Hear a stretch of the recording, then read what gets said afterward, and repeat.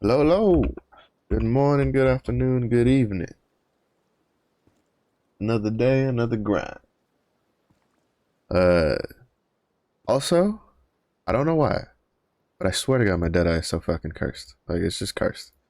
He can't get he can't get anything he needs to save his The life. scenery calls for Uh, more beer. I did Oreha normal phase one on him yesterday, and he couldn't get any like accessories. Like he didn't get any ability stones that did him any good. He didn't get any accessories that he could wear, and like when I talk about like accessories to like use, I'm not even talking like, oh, you know, they had like bad engravings but the right stats. No, like all he kept getting a bunch of like expertise and domination accessories with like the 16 scales you get from the first clear and stuff like that. And like he's like, I swear my fucking Deadeye is so fucking cursed. He hasn't gotten a usable ability stone since like, ooh, that's right, since like tier 1. So he's having a rough time trying to get up and running. Meanwhile, my whatchamacallit, my Glaivier does the same run, same exact like everything, you know, buy the box and all that stuff. And she walks out with like she walks out with a good, like, again, I'm just talking like straight stats. Like I'm not even talking engravings because that's for me. I worry about engravings later. But she walked out with like a necklace that had specialization swiftness, a um and a ring, and then an earring, all like really like a 100 quality specialization earring. So like she got a huge bump in stats off of running a Oreha normal. And I just don't get it. I just don't get it. Like I don't know if it's like, and my Glaiver's just cursed. Like, or not my Glaiver, my Deadeye's just cursed. Like he hasn't been able to get jack shit that works. Like it took him like I mean, like he had decent luck, I guess, from the chaos dungeons, but even then I had to use some of my infinite chaos currency to get him some blue accessories that were usable because he needed a lot of spec. But it's all right. I mean, he's kind of like he's like a really super hard alt for me. Plan on I don't really plan on playing him in very much content. Like he's probably gonna be like one of my last tier 3 characters from the batch that I have right now, because my hands are gonna be kind of full once Destroyer comes out, because I'll have like 4 characters I kind of want to like have relatively well built that I gotta have to like do my grinds on. But I don't know, I just want him to get, you know, a little something, get a little like function a bit, because holy shit is it rough.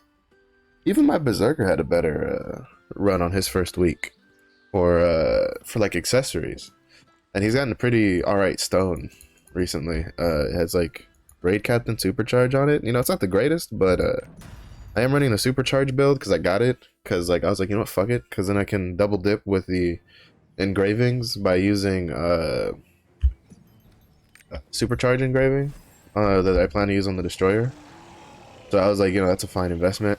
I only have it at blue though. Like I kind of want to bump it up to purple, but at the same time, I only have like 20 purple engraving pouches right now, and from what I understand, it'd be better to save those for like, well, I kind of want to save it for something like I don't know, one of the newer accessories to use, or newer engravings, because there's a batch of engravings, as far as I know. I don't know if they're planning on fixing it. I don't know if they can fix it.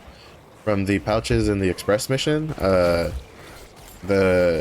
they don't have engravings from what I've heard. Like for instance, adrenaline isn't in there because for us it's been in, you know, from launch, but in the Korean servers when they did their first express pass, adrenaline wasn't an engraving yet, and I think like Hitmaster and like all out attack, like there's a list. I'm pretty sure you can find it on Reddit.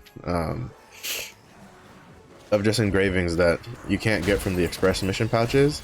Again, I don't know if they plan on fixing that. I don't know if that's been addressed at all on the forums or anything, because I don't know if anybody's brought it up. I've taken a couple peeks at like dev trackers and stuff, and I haven't seen any mentions of like missing engravings. But to be honest, I haven't been spending too much time on the forums nowadays because I've kind of had my hands full. Because basically, I don't care too much about what's on the forums until we get like a release date for Destroyer. So I kind of just play the game.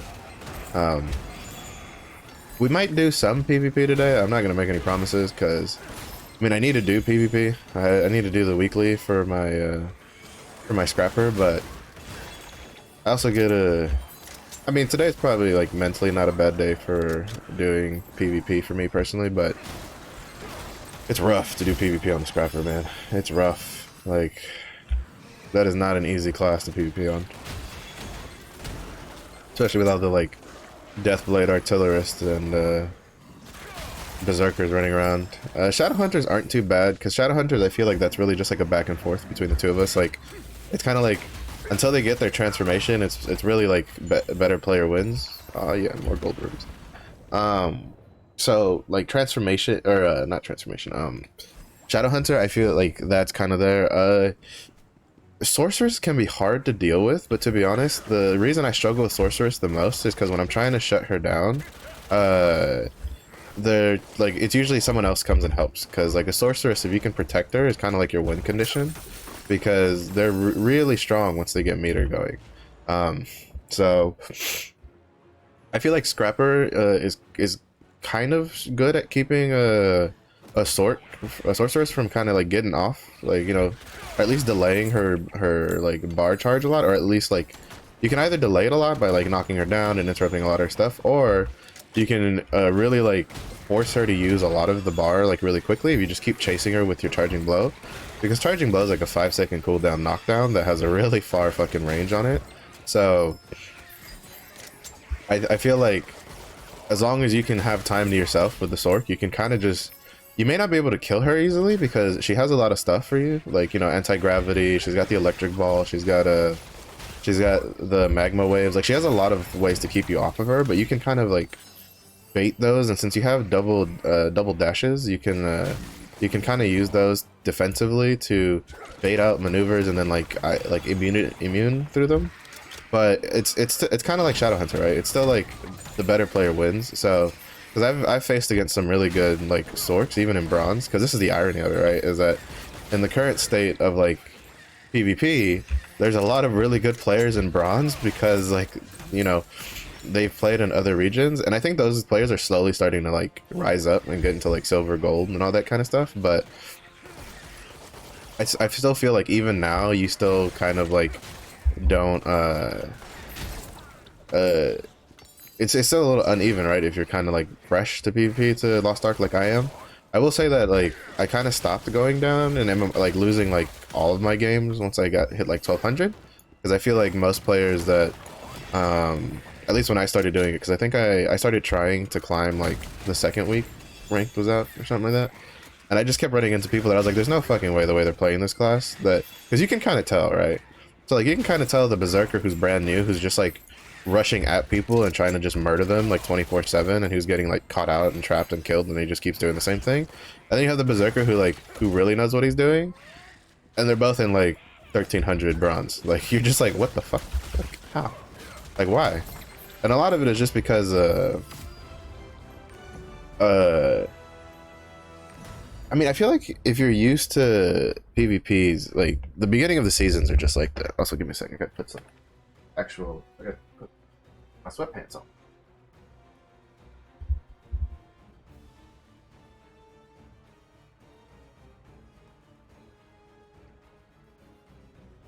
Sorry about that. I always forget that after it rains with the humidity, even though I don't have it like straight cool, because I have a split unit, so it's like one of those that sticks out of the wall. I put it on dry, but it's still kind of like cooling. But I always forget that. Well, first of all, I went outside and it's pretty nice outside. And you can just be like, well, Marsh, why don't you just crack a window? Well, first of all, buddy, I'm a bear, so I'm in a cave. Don't ask me why I have a split unit in a cave. It's just there. But second of all, I don't have the screen on my window is kind of like ajar, and there's like some wasps that like to like float in the area, and I already had to deal with one. This happened like summer, like last year, basically. I'd leave the window open a lot when the weather was nice, and then I had a shirt that was like near the window, and I put it on, and somehow I was able to put this shirt on without realizing there was a wasp in it until it stung me, and it was like inside of my shirt, and I was like, oh my lord, like, so that's why I don't just open the window. I wish I could, like, it'd be nice. But it's a little high also to, like, I'm not gonna lie. I don't really have like a lot of people have like a fear of heights. I don't have a fear of heights. I have an irrational fear of falling. Like, anytime I get any sort of elevation, like, if I don't mentally prepare myself, like, I'll like shit the bed going up. Because on stuff like ladders and stuff. For like elevators and planes, it's not really that big of a deal.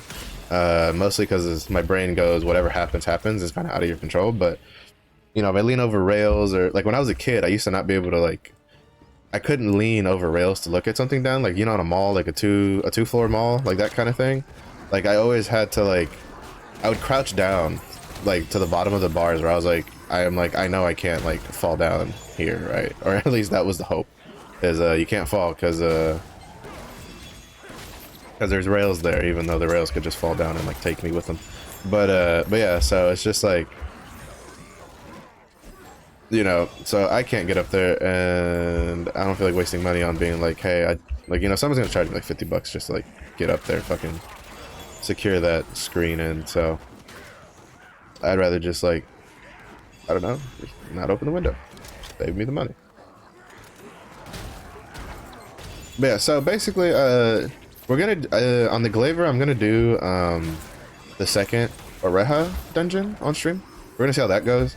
I'm gonna try to matchmake it to see if it's possible, because I haven't really invested much of anything into her engravings, so I don't know if like, I don't think she'd get invited into any parties, especially because she's just like 1340 and I don't plan on pushing her anytime soon. I feel like most people, especially at Glaivier, because that's kind of like the new class, so everybody and their mothers has one, so people are probably a bit more picky with the Glaiviers they pick.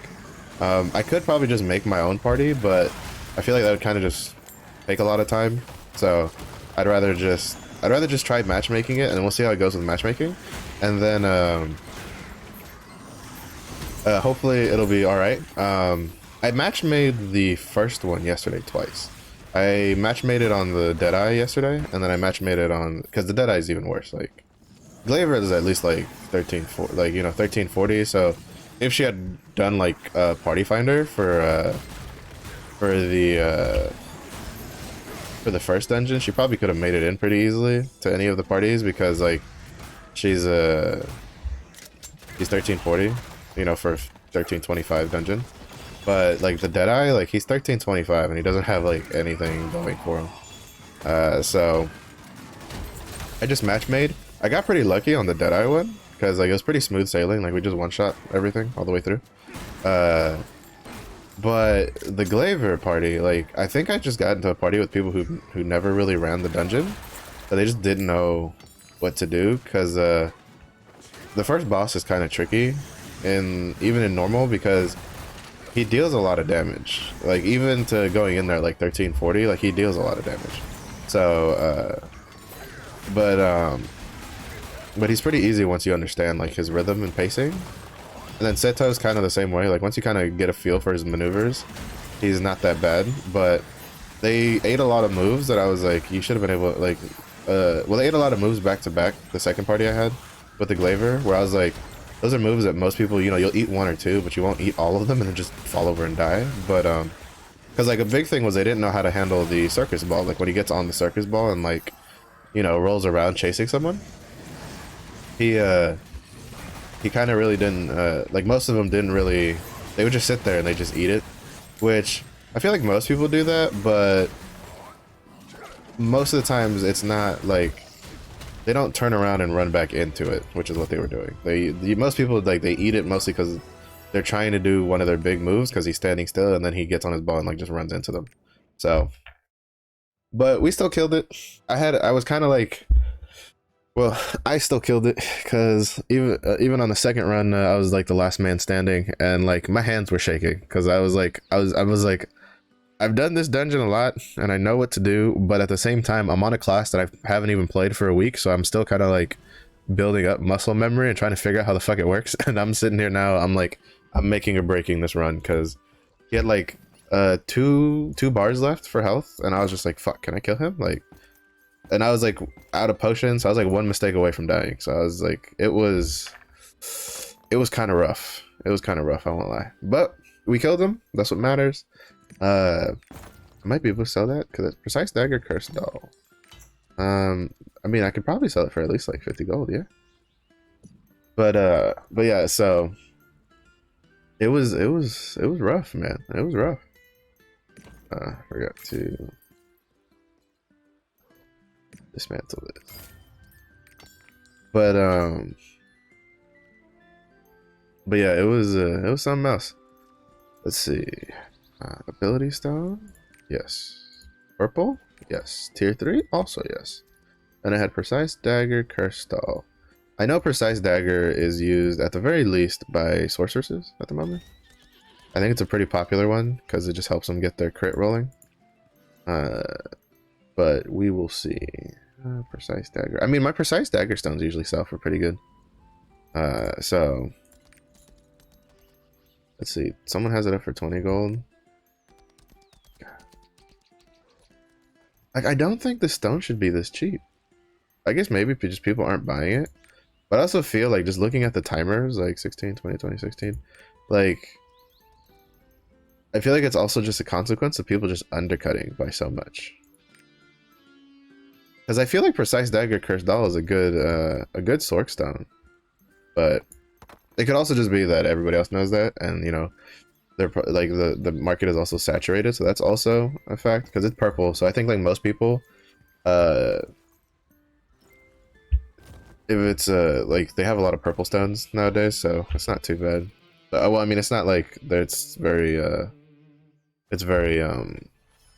whatchamacallit, short, right? So there's probably a lot.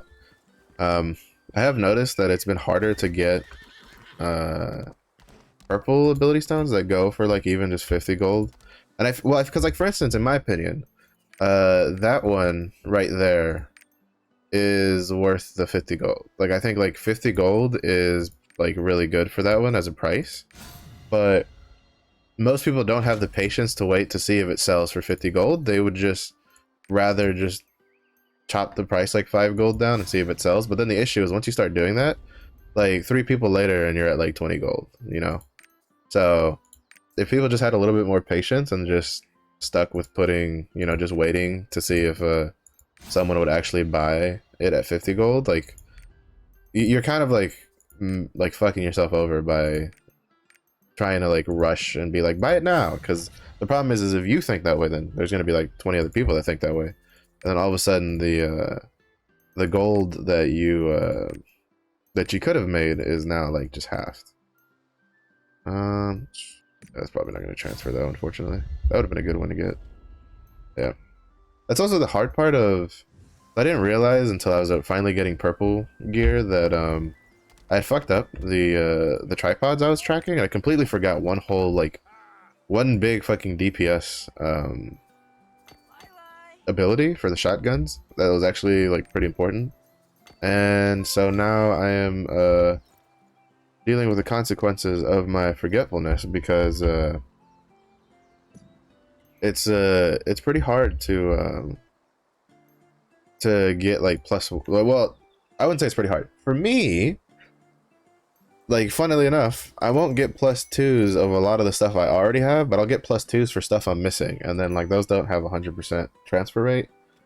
And then usually most of my pieces have like a lot of stuff on them that I already want. Like for instance, my helmet has 3 level 1s. I'd have to trade that for 1 level 2, which I don't think really is all that worth it for that. Also, I'm just gonna open these card packs here. This is basically my haul from South Verden. Except for the uncommon. I don't know where I got the uncommon from, but basically you get roughly 2 to 3 rare card packs. You get 1 legendary card pack from an achievement from completing South Verden, and then I think there's another way to get a legendary card pack, but I haven't looked into it. And then I got 18 card packs, 6 of which were legendary to rare, 4 are legendary to epic, and then 8 of them were legendary to uncommon. So we're gonna open in order of just, we're gonna start with the epics, and then go to the rares, and then go to the uncommons. To see, hopefully we can luck out and get another legendary card pack, but probably not. It'll probably be mostly just blues and purples. Yep, see, and there's purples. And then open these. All right, we got more blues and purples, and then I'm hoping for uncommons. I'm hoping for either a legendary or a bunch of like uncommons out of here because I still need more soulless cards. Oh, sweet. All right, so we got six uncommons. Great, that's really good. All right, so now we have 6 epics. What puts that out here? 6 epics, 11 rares, 7 uncommon cards, and 1 legendary card. So we're just gonna open these real quick. We're gonna see what we get. Oh, they added Thunder Wings card, even though he's not in yet. We got Black Fang, Annabelle, Descaluda. I find it funny how like Descaluda and Thunder Wing have cards added, but they're not in the game technically. And I got a lot of like these 3 are just Guardian Raid cards. That's actually kind of rare. All right, so let's see what we get out of the blues. There's really nothing out of the blues I'm kind of like looking for, personally. So I got another Nabber card, nice. And then we still had one more. Let's see what the last one is. All right, we'll open 7 uncommons. Hopefully we can get a soulless card, maybe. Please. Oh, well, fuck you too, buddy. All right, here we go. We got legendary card. Please give me Delay and Armand card or Carmine. Preferably Delay and Armand, because that one, the Ignia tokens are gonna be a bitch. I'm hoping for Delay and Armand or Carmine or anything from the Salvation set. So here we go. Give me strength. Can we win this? Oh, nice. Balthor, I already have him, but you know, like I said, Salvation set, we'll take it. Not bad. Good. That's a good luck. See, I think this is why my Deadeye is like just has shit luck on everything else, because he has pretty decent card luck for card packs. Him and the Berserker are the 2 who I've pulled the most like usable cards on out of all of my characters, and I've tried on all of them. So maybe that's why he can't get anything else. It's because like the cosmic universe is trying to balance out the fact that I have pretty decent luck on pulling cards from him. But that's pretty good. You know, I kind of wish it was, obviously I personally wish it was like the Delay, like, you know, one of the Lost Wind Cliff sets instead, because those would be a bit more of an immediate bonus, because you don't need as many to get that up and running. But I will take a Balthor, because in the long run that'll be really helpful. So all right, so now real quick we're just gonna do his dailies and just get him out of the way, and then I'm gonna get on the Glaivier and we're gonna start doing Glaivier stuff. So I'll do her, I'll start with her daily quest, and then I'll do I need to do my guild login, and then we'll do Guardian Raid Chaos Dungeon, and then I'll go and I'll try to like match make that Albion, the second Oreha. I don't have too high of expectations of it, because even I myself rarely survive till the end of Albion. I think out of all the times I've done it, which I've done it like 3 weeks now, 3-4 weeks, I think I've only survived like once to the end. I usually either get fucked over by the AoEs in the second half of the fight, or I get fucked over by the stars. Like the stars mechanic where you have to get the angles, usually I die more often than not to those, because it'll spawn like on the other side. And again, I really don't like how 2 safe spots can spawn right next to each other, like completely opposite side of where other people are, because you know, people are looking for their own safe spots, and there's plenty of time if you look for your own. But when you're trying to find one and it doesn't spawn near you, and then the other person, like, even if they click it as fast as possible, like, you still probably aren't gonna have enough time to make it over. And it's just like, I don't know, it's kind of an annoying mechanic in my opinion. Like, I'm personally of the opinion that it should have just been like, there's 4 areas, each one has their own safety spot, and that's kind of just it. But it is what it is. Hopefully we can get some good teammates, or if I should falter, they can at least carry the rest of the way. I mean, I might try for applying for some parties, or at least seeing. Again, I don't have very, very high hopes of getting accepted on the Glaivier, because she doesn't even have level 3 of her class engraving, because I didn't want to use the purple books on her. I'm holding the purple books for, you know, I'm gonna sound like a little bit like a broken record, but Destroyer. So we'll Destroyer and then whatever's gonna come in June, because we still don't know what's coming in June.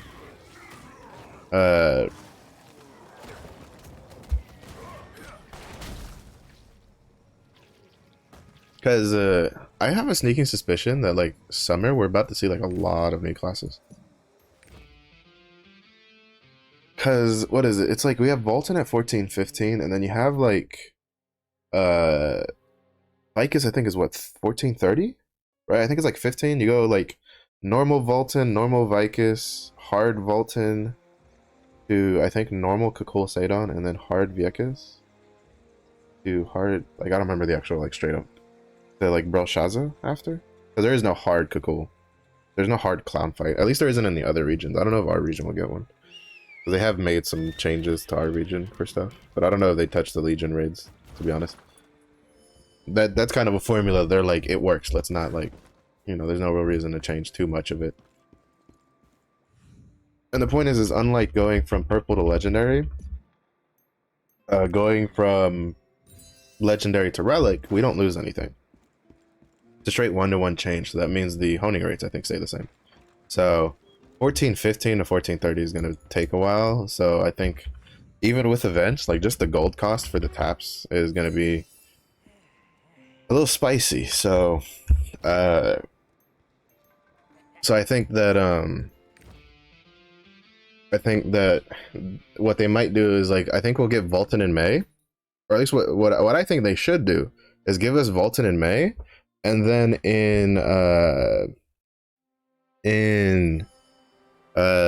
like June, July, like just give us like at least the rest of the new classes besides like art painter.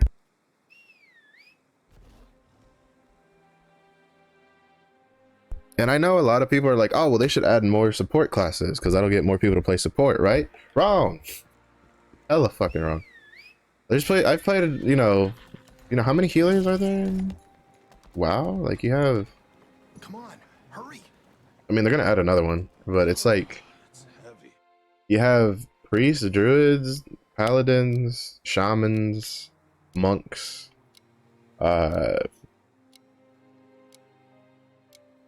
You have like they have a lot of choice for that, but like painter will probably pull some people over to play support, but I highly doubt adding painter is gonna be a big enough of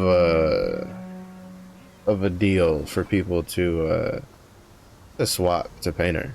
I think people give that a little bit too much credit, and like you can just look at other games like other MMOs that like people just don't like playing supports. People like doing big numbers, which I think is normal.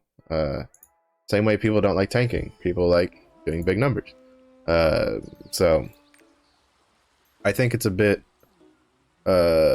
actually no, we're gonna wait for the oh right. See, I even said I had to do the login. I forgot to actually do it. So I think what would be better spent is probably just I think they should just release like Arcana, Summoner, Scouter, and Reaper in like June, July.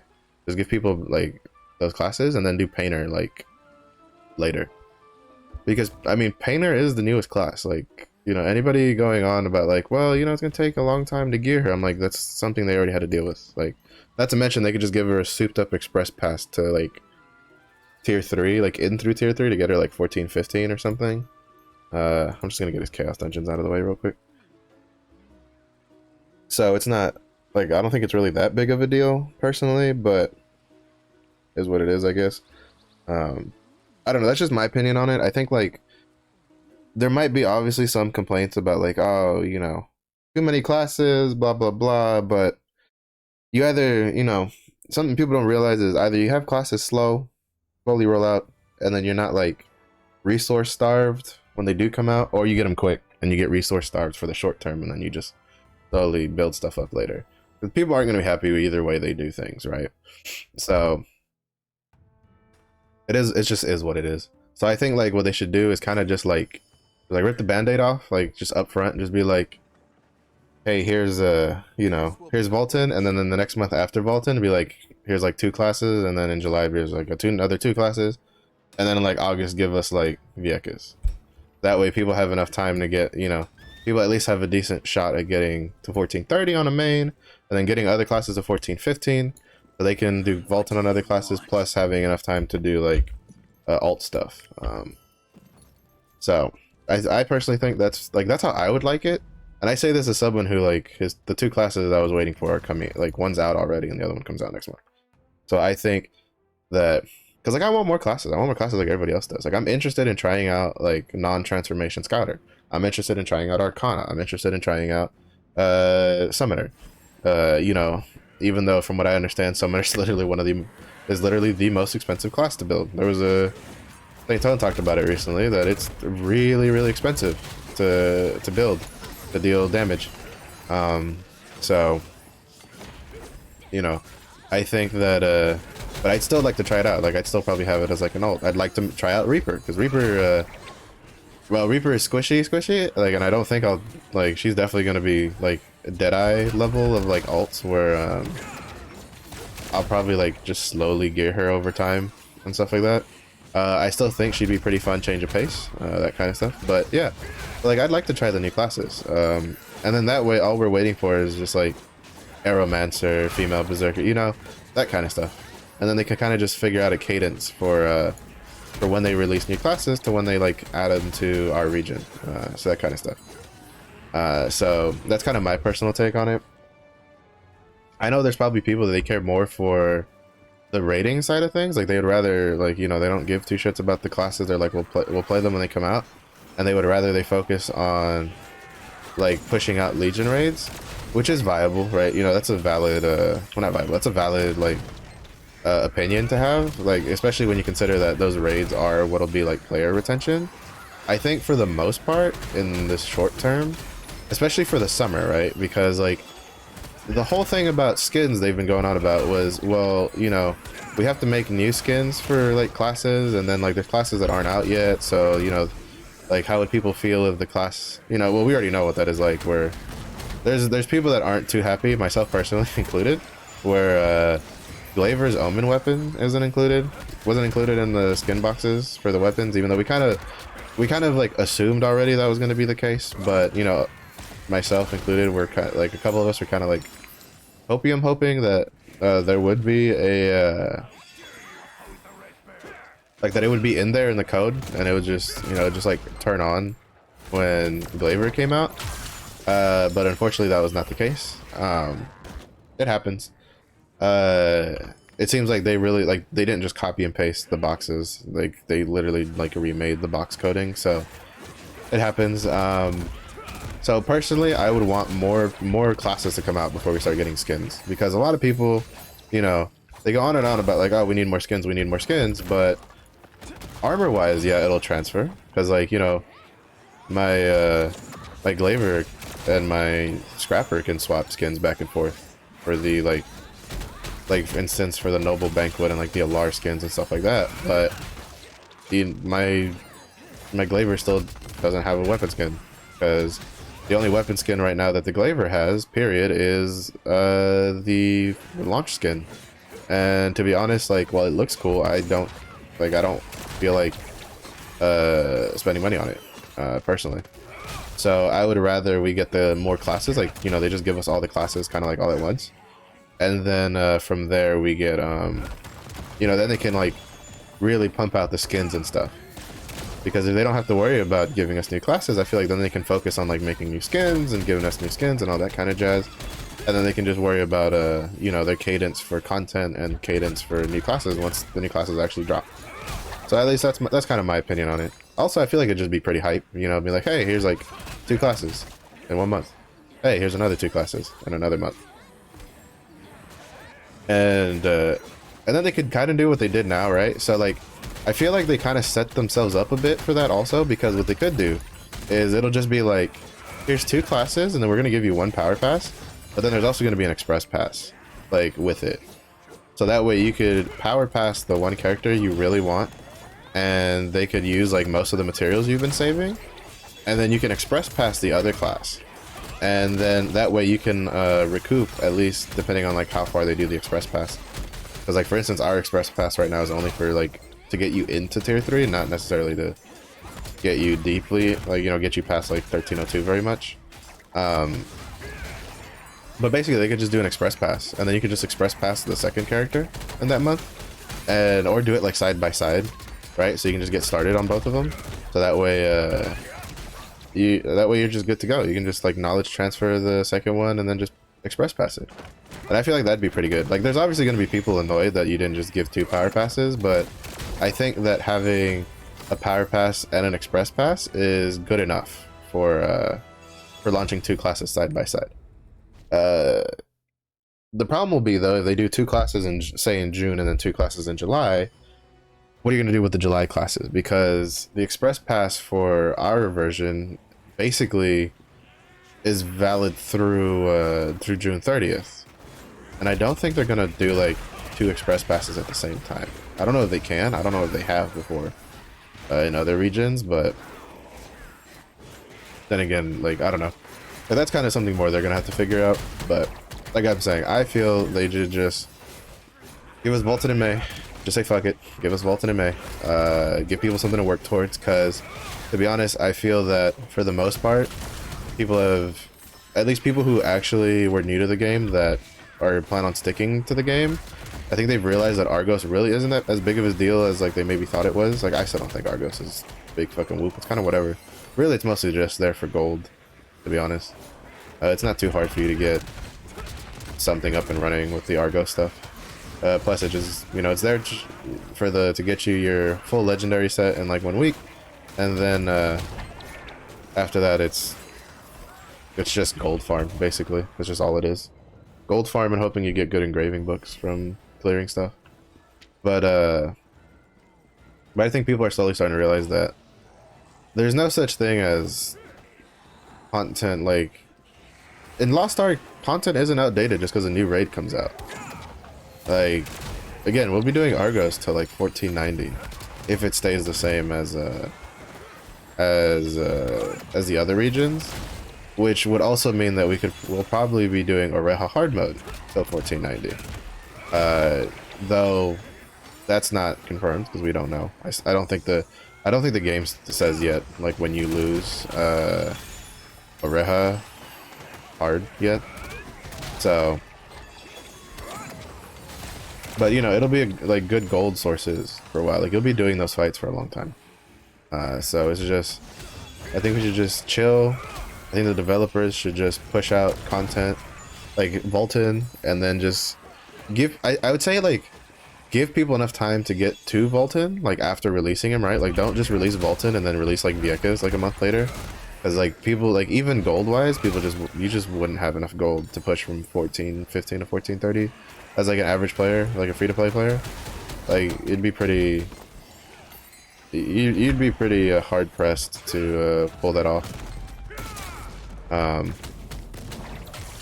But unless you just completely, I don't know, I guess you got really lucky on your hones. Because I mean, I did one tap a lot of my hones yesterday on my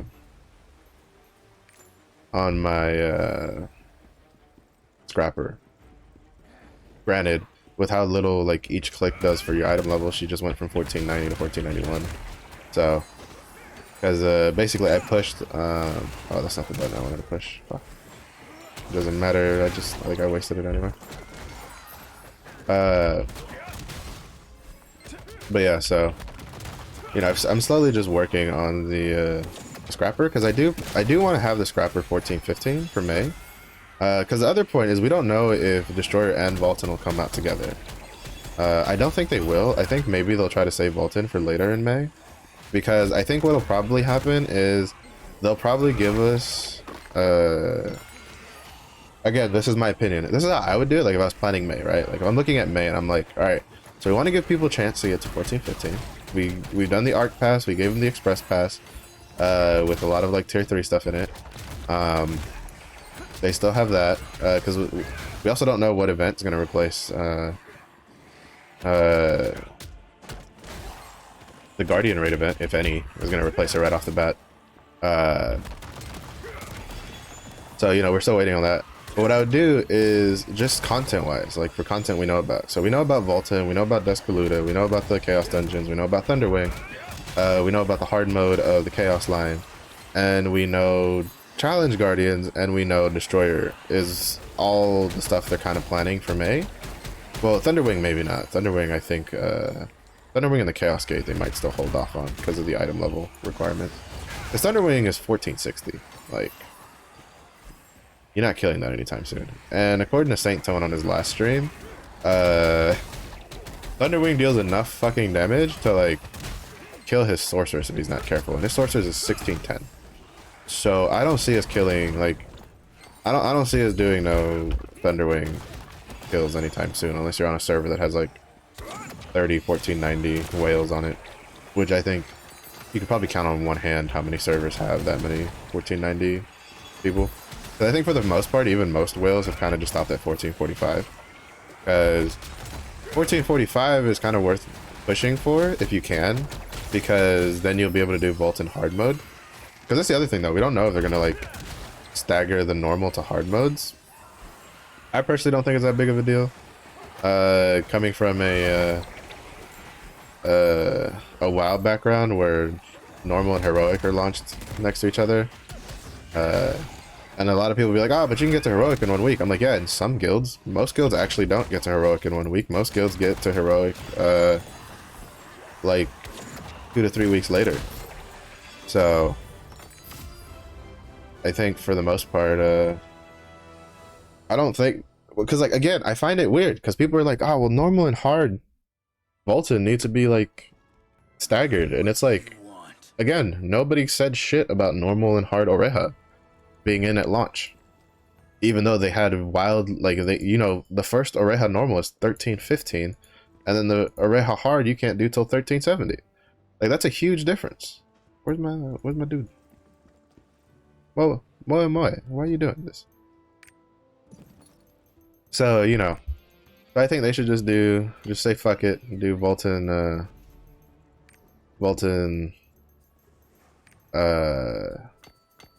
normal and hard in the first month. Just give people something to work towards, and then after that, like just right. Sorry, I got completely sidetracked with the. I got it on a tangent there because I still get annoyed about it. But basically, what I think they should do is they should release in the first like 2 weeks of May. They should release like Destroyer, and then Challenge Guardians should be in like the first 2 weeks. To be honest, Challenge Guardians should be in, like, in my opinion, like, they should be in on the 5th. Like, they should just give us Challenge Guardians on the first week. And then Destroyer maybe the second week. Personally, I'd like Destroyer on the first week, but I don't think we'll get that. And then release, like, Descaluda and Volton on, like, the 19th. So that way, because, like, the point is they have to stagger when they release Volton and the Challenge Guardians, because the Challenge Guardians are a big source of materials for characters. So I think that like they might try to give us like 1 or 2 weeks, like 2 weeks between Challenge Guardians. Well, the common sense thing to do would be to give us about 2 weeks between Challenge Guardians and Volton releasing, because then that's 2 weeks of materials worth that are a lot from the Challenge Guardians to really help boost characters up to 14, 15. And then I think when they do Challenge Guardians, they should just release Destroyer alongside it, just to give people stuff to do.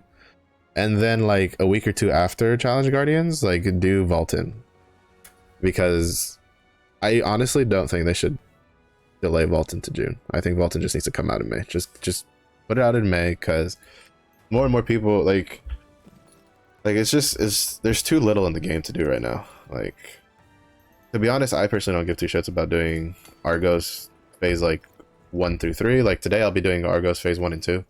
But like I have plenty of characters to make gold on. Well, quote unquote, plenty of characters to make gold on. I have 4 characters that can make a decent amount of gold. But still, like, I'm not exactly hurting for gold too much. And like Argos gives you like 2700 if you can complete the whole thing, but you can't actually make any progress on your character until we get like Volton to start building. Well, it's first of all to start building Volton's legendary set, which I've heard is really strong, or is really good. And then secondly, to start collecting materials for the relic sets, which the biggest reason to push to 1445, aside from hard mode Volton, is that you also can't make relic sets until 1445 anyway. So, you know. But at the same point is, again, those relic sets will be our sets for a long time. Or at least, at the very least, it'll last us till like the end of the year. Or probably even through that, because they don't really get replaced until Belshazzar at 1490 with her ancient gear. And that, I feel, is... I personally don't think we'll get Belshazzar till probably close to the end of the year. Because, first of all, I think mechanically most players in Lost Ark right now aren't ready for Belshazzar, because Belshazzar is the most mechanically heavy fight, and to this day we still struggle to like get counters off, right? And work together as a party. Like there's still arguments I see about like what party shit to do. On top of that, it's like it's a long fight, because leading up to Belshazzar, Volton is 2 phases, Viekas is 3 phases, Clown is technically 3 phases, but really it's 4 phases in disguise, because the last phase 3 is like basically phase 3 and 4 put together, and then Belshazzar is 6 phases. And even if they give us the Belshazzar with all the checkpoints in place, which they probably will, I still don't really see Belshazzar coming too soon, because it's still going to be pretty rough on players. So relic sets are really, and even then, like it's still like relic sets are still going to be something that holds you over. Like, you know, your alts aren't going to be coming out of the relic sets anytime soon. Like it's still going to take you a long time to get that ancient set up and running. So I think that you just need to chill. All right, now we're gonna get on the Glaivier. I'm gonna do. All right, we're gonna go see if we have to piss in Egrexion's Cheerios again, or if he's gonna behave this time. I'm also curious if the stones sold. But oh yeah, that was on my scrapper. Even though I think I sold. No, I sold the. I had an earring that I put up for sale. I wonder if that sold. I had a pretty good earring drop for Mayhem Berserkers. It was like high quality, I think it was like 80 plus quality swiftness with Master's Tenacity and Grudge on it. And I'm like, I'm hoping it sold, because that'd be a nice little chunk of gold. Unfortunately it did not. Not yet. That sucks. Yeah, this is the earring. There's no bids on it. That was another 9 hours. But it's Master's Tenacity Grudge with +2/+2, and then Swiftness. I wasn't too sure if it would sell that high because of the Swiftness itself, because like I know Berserker's technique, or not Berserker's technique. I know Master or Mayhem. You can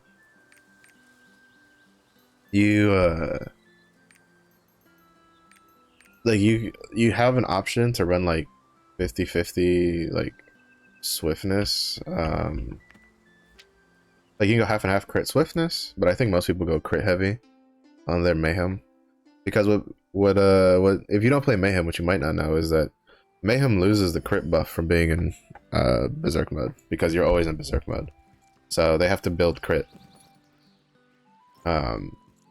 which you don't really have to do as a if you go Berserker's technique. Alright, I think, alright, yeah, so I have one more use of the flare, and that'll be 50. I have to wait for next week to finish that one. Restore durability, almost done with that. This one will still take a while to get done. Ghost Ship, I have to wait till next week. Adventure Island, that'll still take a bit. And then Field Boss. I think, is there a Field Boss today? There might be. Yeah, there is. Alright. So we have Mark. which I'll just do off stream because again, you have to be at like fucking 20 minutes early to get into a group that actually matters. All right, opportunity aisle. We're going to opportunity today, which means we're gonna be fishing.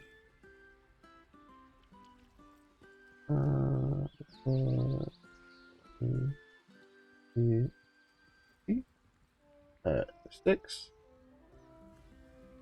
Relatively quick and painless one. Let's see. If you need gold, Phantom Wing is the gold island for the week. So you can also do that instead, because I know personally a lot of people who I know playing this game are pretty gold deprived. A couple of them dropped down to like sub 1,000 gold recently, so you know, Gold Island is a Phantom Wing if you need it. But we're gonna go into Egrexion. I'm just gonna make sure. Right, I don't have to change ability stones because I can't use that yet. Alright, are we gonna piss in Egrexion's Cheerios today? That is the big question. Because man, Egrexion yesterday he was on some shit, man. He was on some shit. Both my Berserker and my Glaivier had a hard time, like. Oh. I got my card, my Arc XP, that's all I care about. Because I'm trying to get the weapons. The weapon box, which it's at level 30 and I'm still not, you know, I'm still working my way to 25. Oh shit, wrong stance. So it's like, you know, this is what it is. Because I really want the weapons for the Scrapper, because the Scrapper weapons, like, in my opinion, are like the best out of all the ones I could see myself. Even though I think I saw, well, I think the Artiller's one isn't too bad either, and then I saw the Gun Lancer one recently, and that also wasn't too bad. Okay.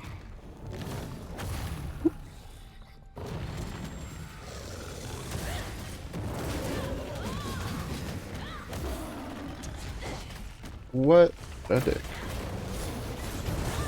Oop. I killed that. Alright, so yeah, so apparently I need to piss in his Cheerios again today, because fucking shit. Egrexion. Like, bruh, chill the fuck out.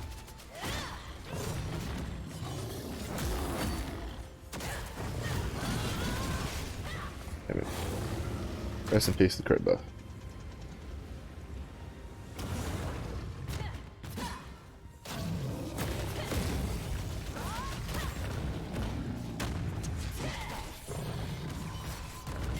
Demos. Oh, I missed you, bitch.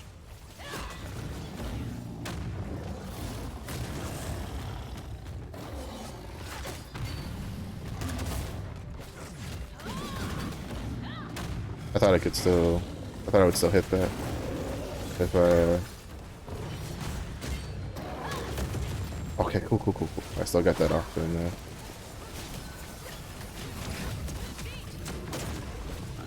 I still got that off there. I forgot that doesn't have paralysis immunity.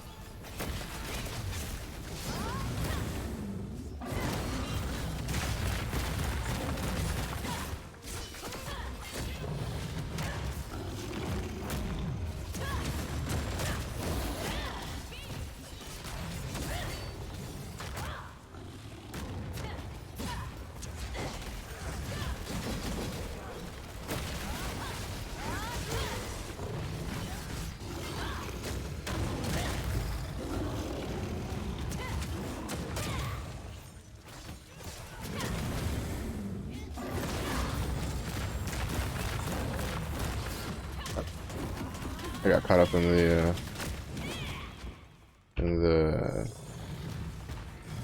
whatchamacallit, in the eruptions, so I was kind of worried that he would move out of that.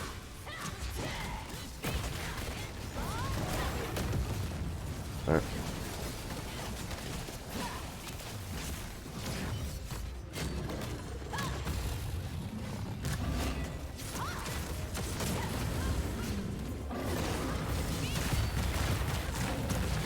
See, this is the problem when you fight a Grexion in a corner, is that like he what it does, instead of like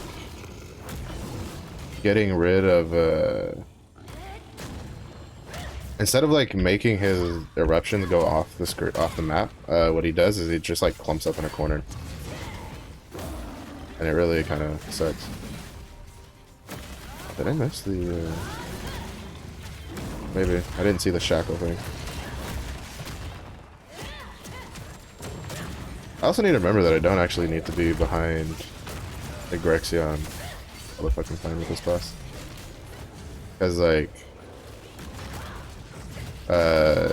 you have positionals, but you don't really use Master of Ambush yet, because that might change.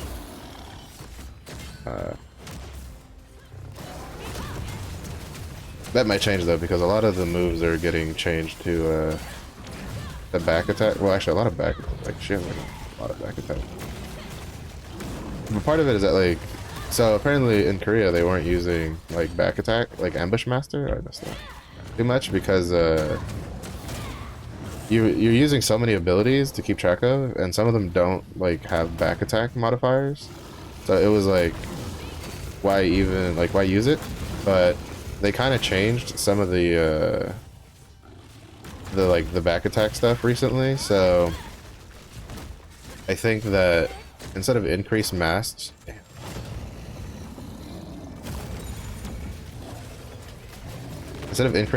we might see some builds getting changed to ambush master instead, which will be a little annoying personally.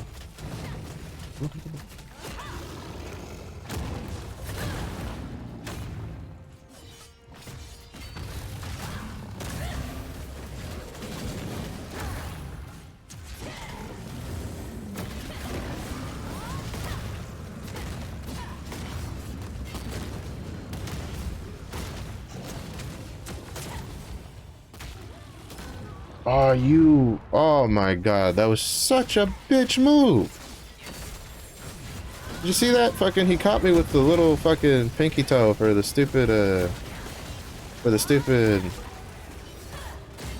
with the eruptions, because the eruptions kept going even though he got staggered. So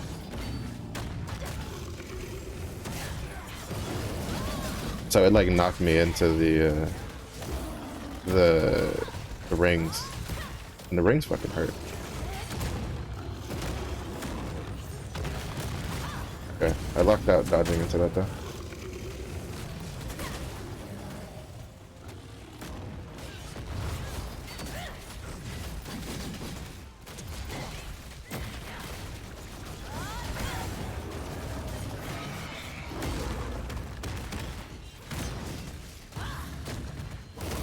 Also, the claw maneuver is a very easy way to get a dragon scale off. Dragon scale defender.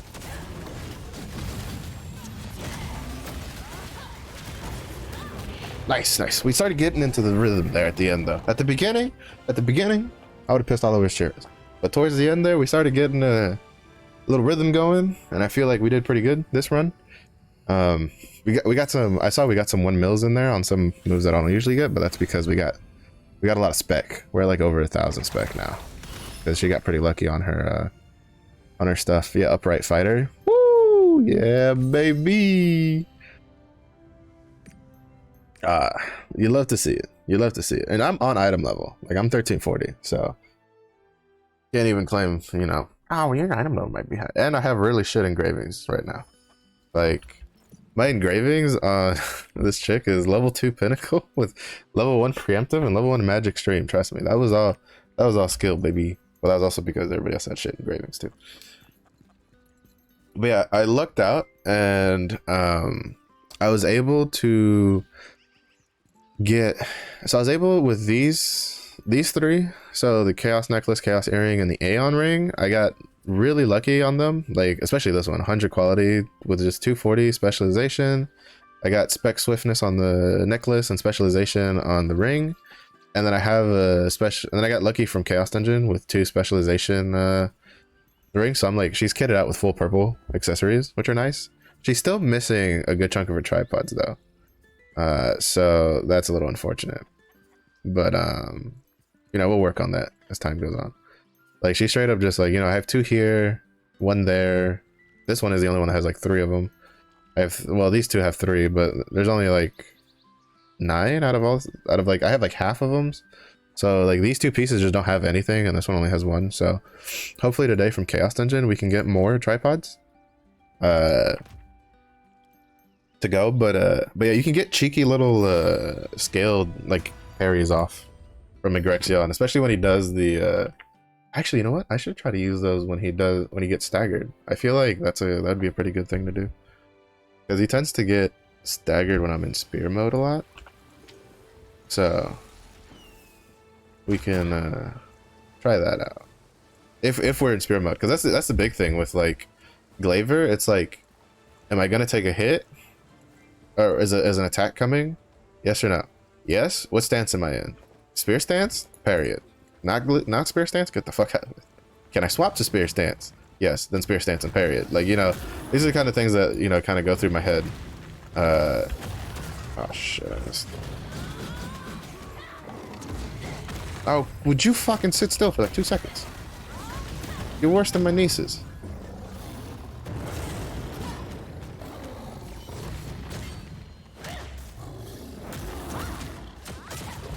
We got a bard this time, though. Wow. Wasted the boof. Wasted the boof. I swapped too early. I should have waited.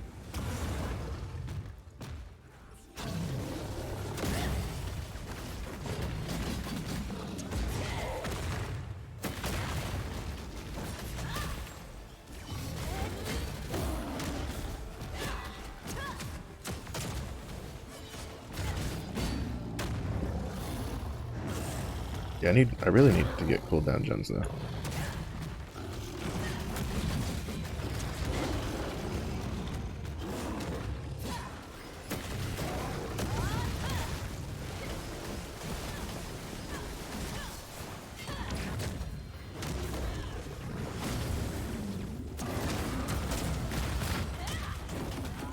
Oh, we got a 1 million there. It's nice.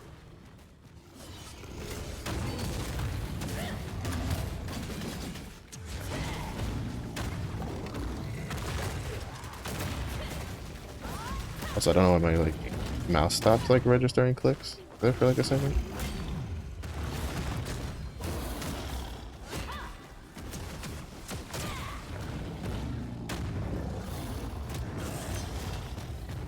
I still ate like the second half of that though.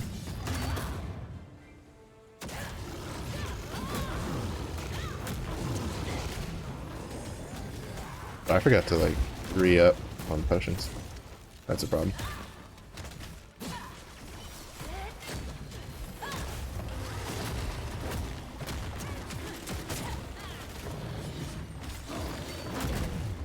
Oh, Egrexion, get off of me. Holy shit.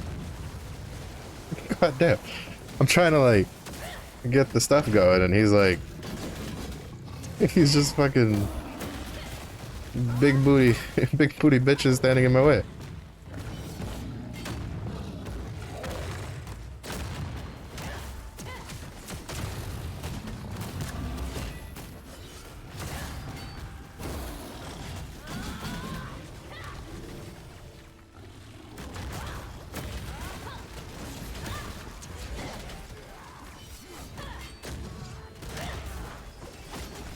He got that.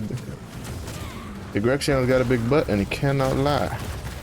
Ooh, shit.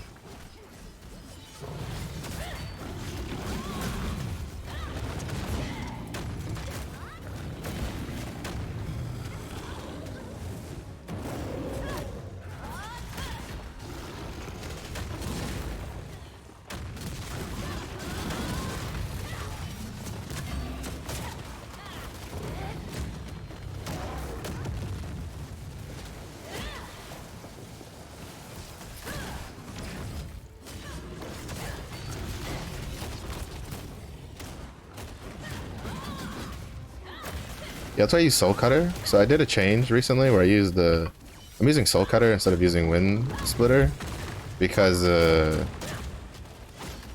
First of all, I like it a little better to run with, and then it gives me a little bit more range from a safer distance than I would normally have. So also we have full buff for when he comes back up.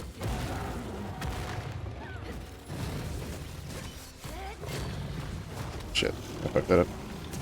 I still kind of gotta get good at that perfect zone thing.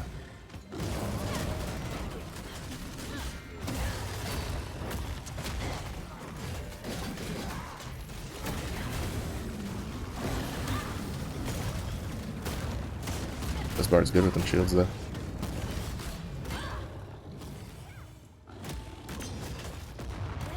See, that's where you can use the spear stance to really get some extra damage in. Especially if you know like there's gonna be like a retaliation pattern on something like that.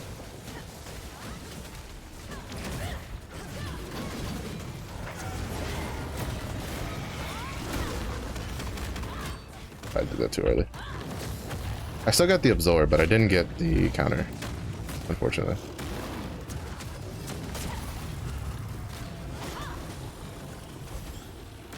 Shit, I got stuck on the map there, I think.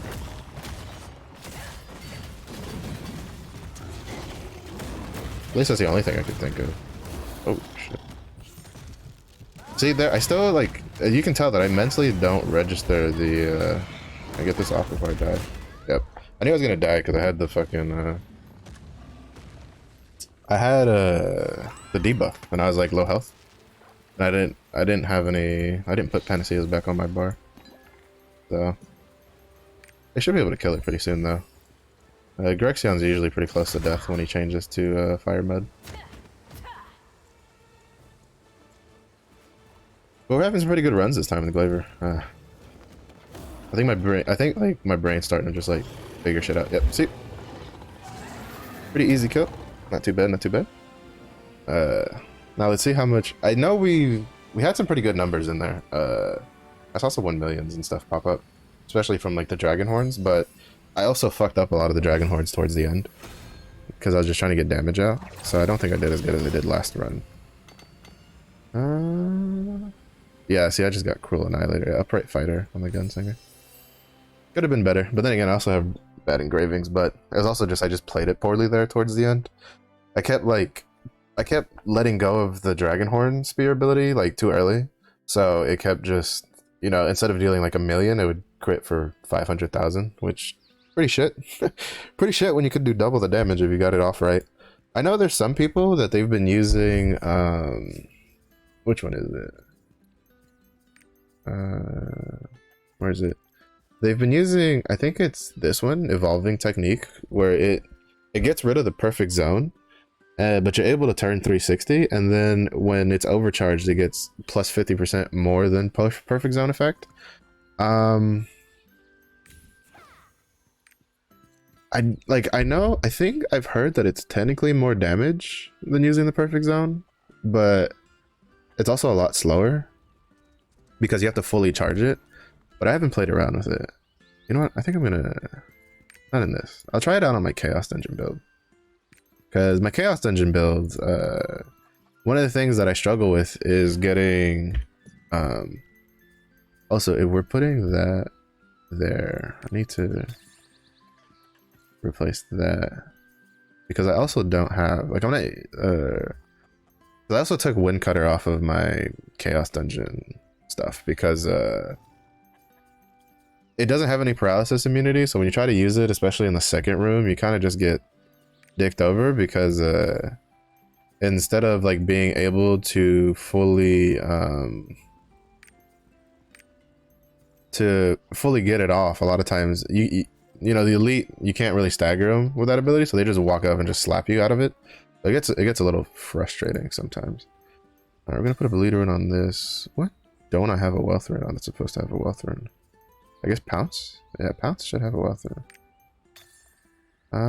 Alright, so I think that looks pretty good. Yeah, we got Conviction Judgment, Gale Wind, Quick Recharge. What is this? Pain Slash. Rage Rune. Am I supposed to have a rage rune on that? What do I have it on here?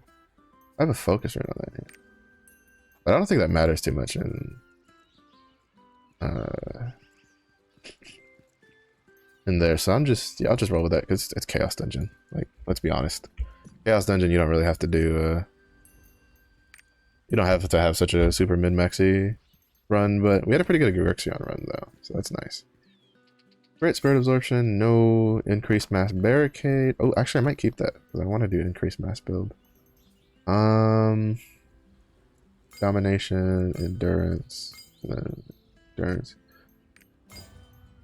The one big issue I have with like trying to gear my Glaivier.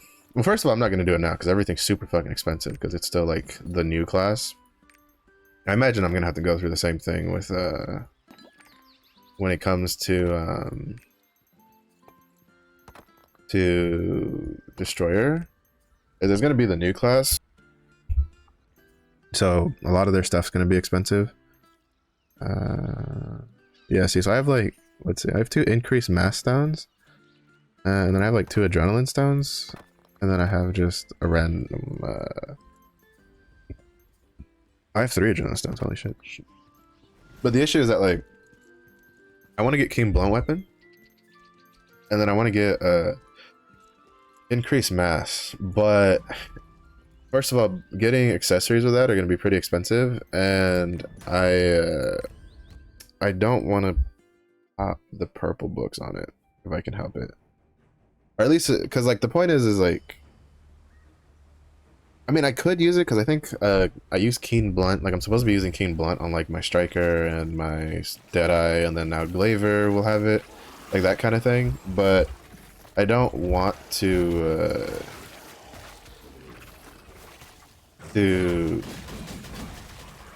use it, well, to build it right now, because I don't use it on, you don't use it on Destroyer, and I kinda don't want to use it on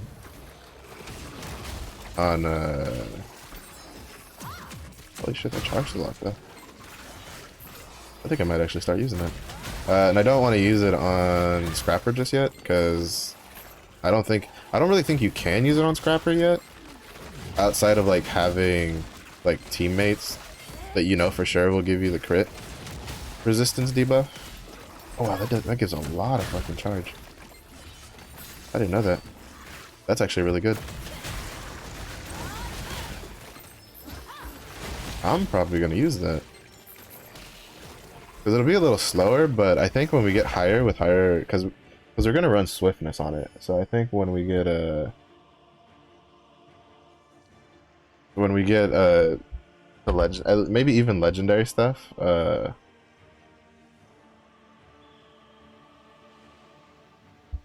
we might have enough swiftness to make that not feel as bad. And even that, we put a purple Galewind on it, so we'll probably just put the, whenever we get the gold Galewind rune, we'll probably just put that on there also.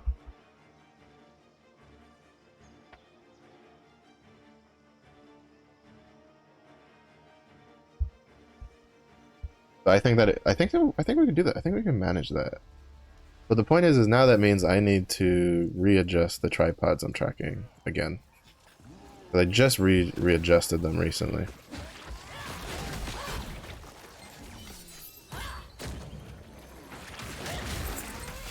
Yeah. So we will have to see how that goes.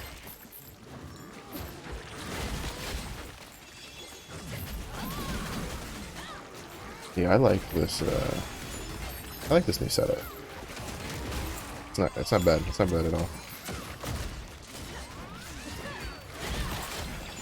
We got freeze, we got ranged bleeds. Oh.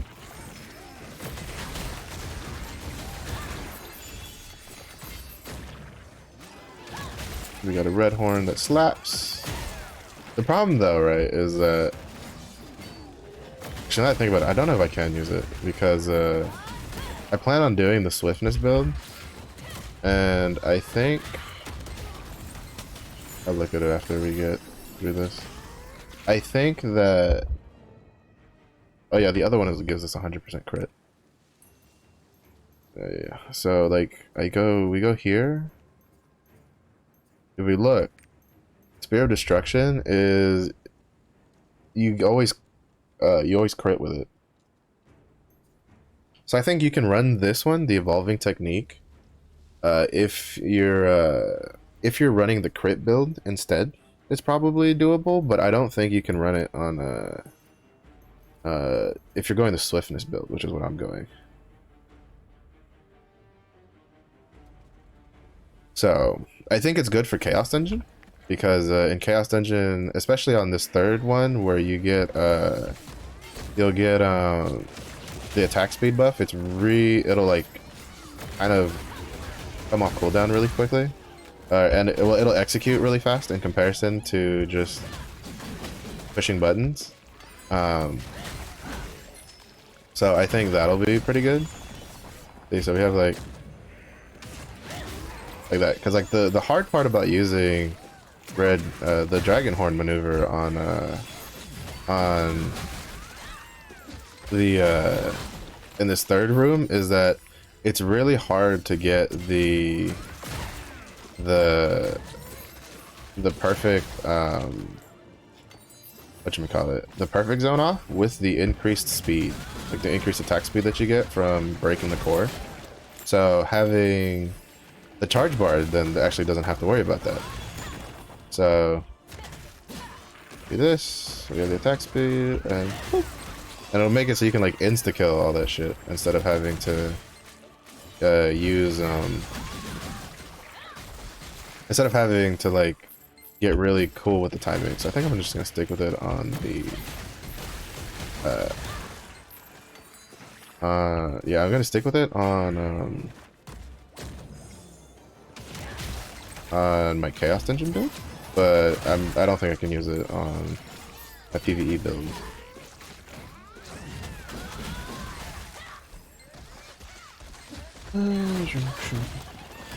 Looking forward to when I level up though, so I can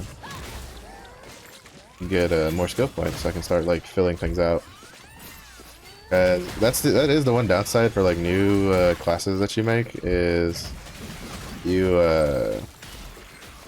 they don't have any, you know, they start at level 50, so it's pretty slow going even, and I have her on the whatchamacallit, the training camp, right? So the only reason she is 50 she is 52 right now is because I had her on the training camp. Without it being 52, she wouldn't, without it the training camp, she'd be like 51 at most. And while you can still get most of the core abilities to like level 10 that you need, there's still a number of abilities that would just make shit easier if you had them at level 10 already. So like for instance, Wheel of Blade, getting that to level 10, especially if you have a pretty low judgment rune, because I think most of us, like the judgment rune we have is only from the ship, because judgment runes are pretty rough to get. So it's like, I think for the most part, most of us are running the green one. Having something with more hits to like have a chance to proc judgment is definitely gonna be nice, but can't do that yet because I don't have enough skill points, and that's not as important as just the getting a lot of my damage stuff up, right? So not to mention that it's really only an issue when you have the green one. I imagine when you get the even just the blue, but definitely the purple and the legendary would kind of make that a non-issue because the percentage chances are so high.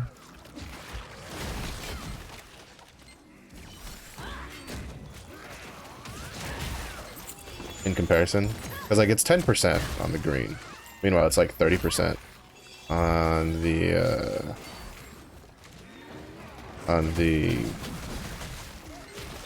purple one. So I imagine it's like 40% on the legendary, probably more than that. Actually, I don't remember what the skip is off the top of my head, but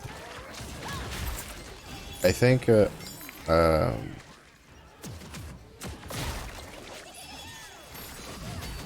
I think it'll be like less of an issue once you get those higher rarity gems.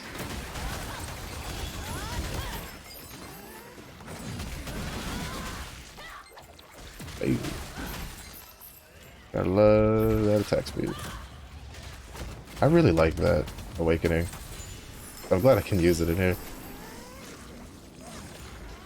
To be honest, I still think I think I might start using it in my normal stuff too, to see how it feels, because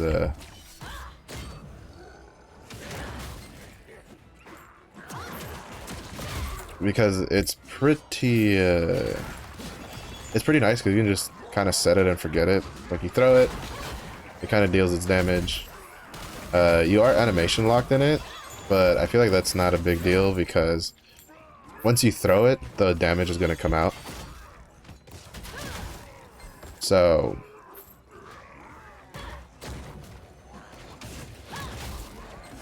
I think it'll be all right.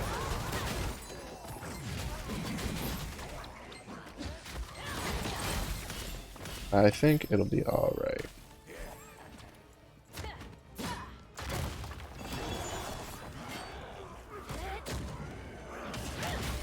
Yeah. Definitely changing that from having the perfect zone to just being a bar that you can just like slap out. Fantastic.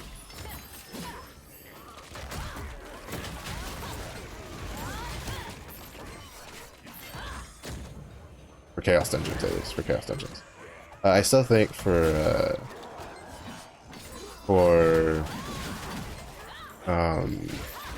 if you're not running, I feel like if you're running the crit set, the crit build, you could probably do it,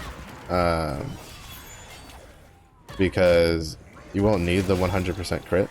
But if you're not, I don't think you can do it, because I think that the 100% crit's just too good to like give up.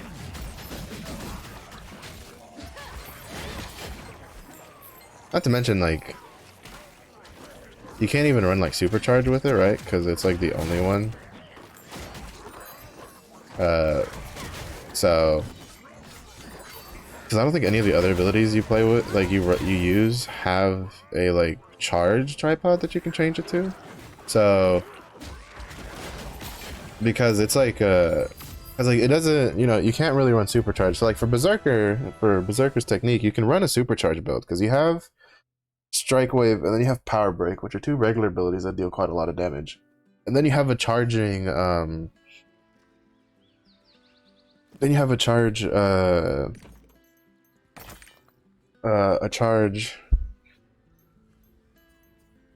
ultimate in Berserk Fury, which you don't have as a Glaivier, because your stuff isn't charge, it's hold. The spear technique one. So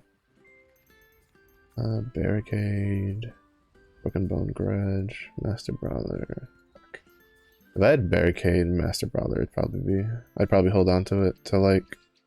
Actually, if I get a barricade supercharge stone, I'm holding on to that for destroyer, and I'll just eat the pay on cost. Are any of the accessories any better? Endurance. We didn't get a lot of purple ones from the Chaos Dungeon this time, but at least we got two. They level 1 both. Level 1. Nice. So we got 2 more tripods. That's good. That's good. I'm gonna go put these on, and then we're gonna try to matchmake the second Oreha dungeon. Try to being the clue word. Also, I need to double check if I've emptied out the shop for the Guardian Red. Alright. So we have we'll start putting stuff on some of these that don't have like anything on them. Transfer.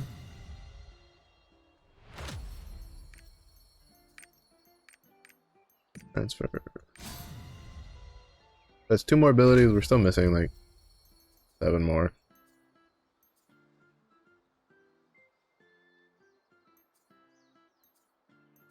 So we're missing 3 here, 1 here, 2 here, So that's 3, 1, 2, that's 6. And then we're missing one here, yeah, so we're missing 7 more tripods. So hopefully we'll get those sooner rather than later. Also, if I hadn't made the Alar set, I was thinking about making a sunset armor, but I bought the Alar set, so kind of whatever. And that's really been going down in price. So if you've kind of been like looking at it for like a character or something, like a class you play, but you didn't want to foot like the 4K gold, it is, well, it was going down in price yesterday. I don't know how far down it's dropped. Oh, never mind, it's starting to go back up. It's starting to go back up. Yeah, so I bought mine at 3K. As you can see, it dropped all the way down to like 2.5. Well, that's the average price. Well, actually, people were dropping it for like 2,000 gold. So I think what it is, it's like there's people who they're just buying the chest and then just selling it for like 2K gold for like quick money. But you know, this used to be like 4,500 like a week or two ago, and now it's like 3.4K. So if you've kind of been waiting on it, I'd say it's pretty worth getting. To be honest, that outfit, if I could dye that outfit, that doesn't look too bad. Like, of a combination, but you can't. All right, so we're gonna try our luck with matchmaking, and then hopefully we can get it done, and then hopefully we can hopefully then we can get whatchamacallit, could pull 4 points out of here to get 16.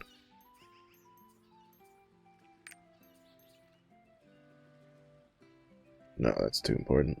Sorry, I'm just trying to see if there's a way I could like get the last 16 points, or the last 8 points, but no, because you need to have 10 here, and you kind of need to have 10 here and here.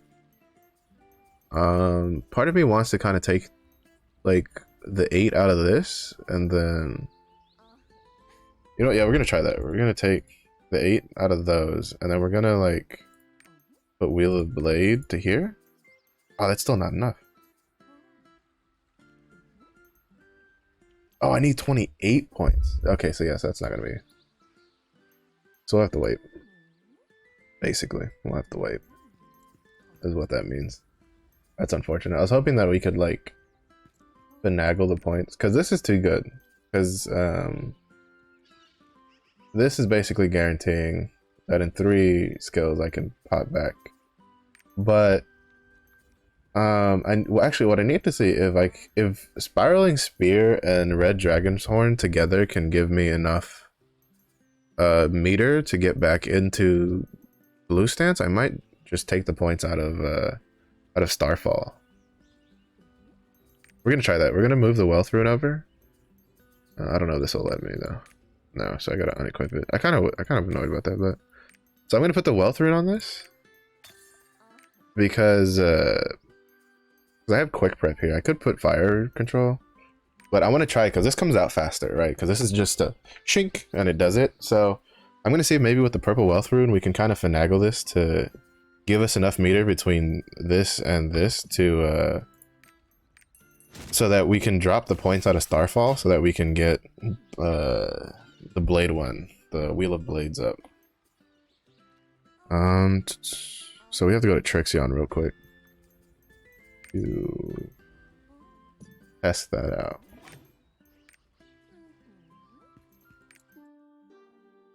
Because I just want to see if it'll work. Because if it'll work, then I'm gonna just pull the points out, and then try to just get the Wheel of Blades on level 3, and then maybe put more points into like Spiral Thrust if there's any left over, so that way I could get the maybe some extra damage or make it crit, because that'll be pretty helpful for damage.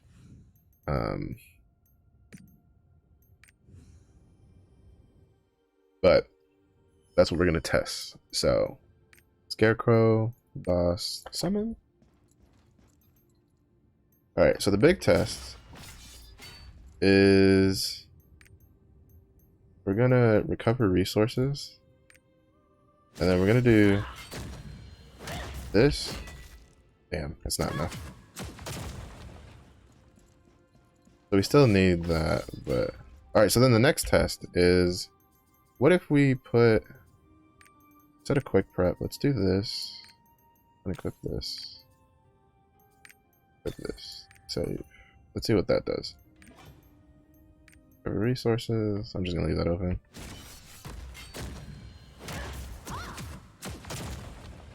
Okay. That gets us the 2. It kind of sucks that this doesn't, because I was hoping it would, but I guess it kind of wouldn't be very fair if Starfall Pounce gave you like you know, you could finagle this to give you more, but I also don't know if I have. No, I just got firepower control, so. But that means that we can kind of drop some stuff. Oh, I think that's what they were doing. I think they were like changing this for this. Like I think in Korea, like people were doing like this. Because the point is when you do this, you have to like come all the way back here. But and then you get a little indicator where you have to hit the target. But then is that not supposed to crit? Is that not a crit spot right there?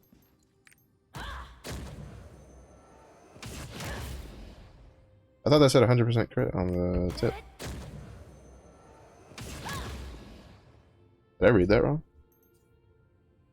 Oh, crit damage 100%. Never mind. I was losing my mind there. For a second, I thought that was just saying that it was like, it was like 100% crit, and I was like, maybe they're using this, but it's not. Because the point is as we, well, actually, I'm curious. We're gonna try that because in the Chaos Dungeon, that was giving us a lot of meter, but at the same point, to do the charge, but on the same point, we're also hitting multiple targets with it. Okay, no, that just gives a shit ton of meter. In comparison, like if you compare that with to this, I find that kind of weird though. Like, why would you do that? Like, that gives a shit ton more meter. I guess because you have to, I don't know, I feel like it should be equal. But what does this feel like without?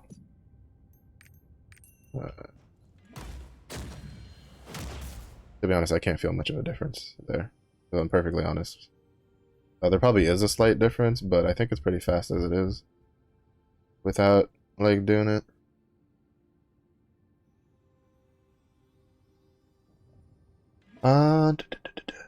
But I'm thinking what I might do is I might put a wealth rune on that, the purple one on that one, and then put the blue wealth rune on the spear thrust to have like a faster like generation, but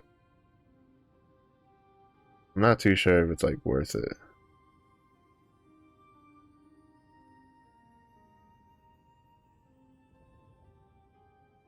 No, we'll stick with this build that we have. Because a little unfortunate. Like I was kind of hoping I could like just roll with these two. No, that doesn't have anything. Oh, there's also this move. Hold up. It's because I'm trying to see if I can pull the points out of Starfall Pounce. Because if I can pull the points out of Starfall Pounce, then I can get Wheel of Blades up. And I feel like that'll give me more damage overall. So we're gonna go this with the wealth rune. Okay, so you still can't like over equip. We're gonna unequip that there. We're gonna put it 4 points here. Wealth rune here. Save. Put that back on my bar because we weren't using it. Alright, so now we go this into this. No, it's still not enough. Why does Star Pounce give so much gauge gain? Or gauge gain? Oh, because I had it with like the firepower control is like that's plus 50%. Oh, this one's plus 30%. Okay, so that's what it is. It's because it's the plus 30%.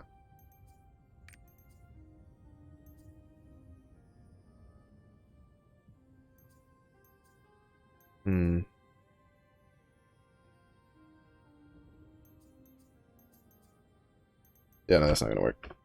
So we'll just have to stick with Starfall Pounce, and then just use the last thingamajig on it.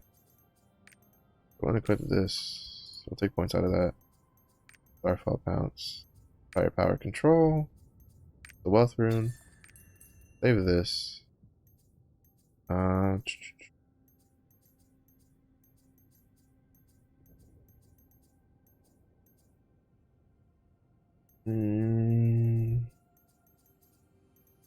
gives 50% with the Wealth Rune. That's a lot. It means we can't really afford to miss that. Then Wheel of Blades. I still need another 12 points. There's only 8 here. I guess I could pull... No, because I need the... if I take this out, that changes how that ability works. Yeah, I don't like that. I don't like that at all.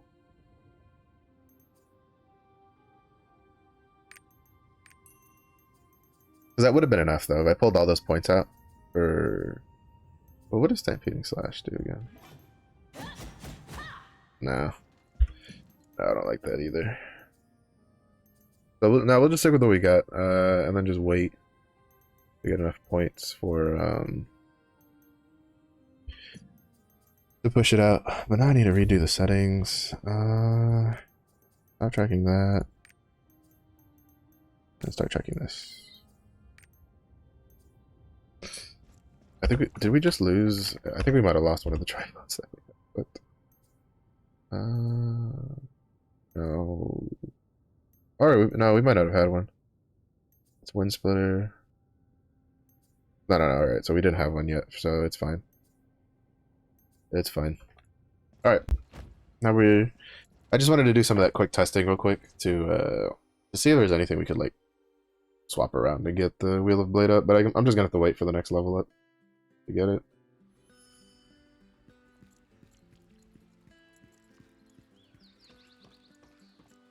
Because like the only other option would be to take 10 points out of something, and the only other 10 points I could take out of, really feasibly, that wouldn't like hurt me too much, would be out of Half Moon Slash, but that would then decrease the chance of proccing Conviction on it, which may not necessarily be a big deal in all honesty.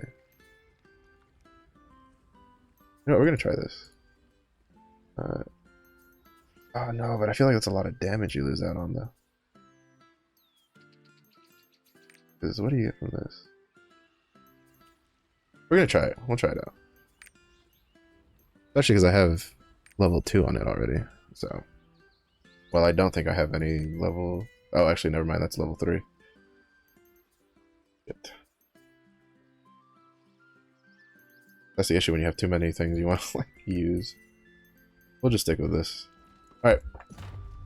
Matchmaking. Don't let me down. Alright, so this one, we have the fish dude as the first boss, and then we have Albion.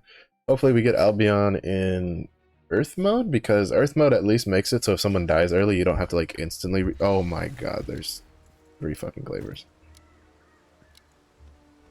I should have tried to find party first. I don't have high hopes for this, I'm not gonna lie. Oh, this is gonna be rough. I mean, I don't know. Maybe it's not, maybe it's not. All I know is we're all martial artists, though, because I think this is a war dancer. Yes, yes it is. Well.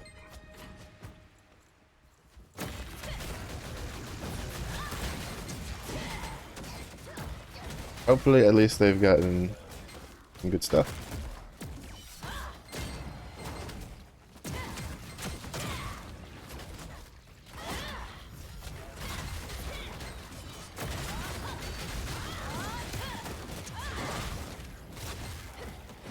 I don't know, let's believe in them. Again, it is normal. I don't think we'll need too much. Maybe the War Dancer could carry us.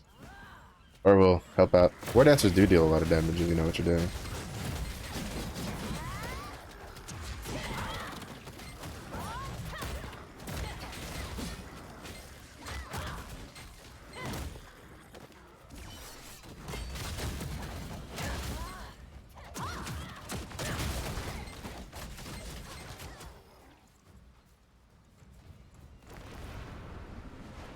Alright, let's see.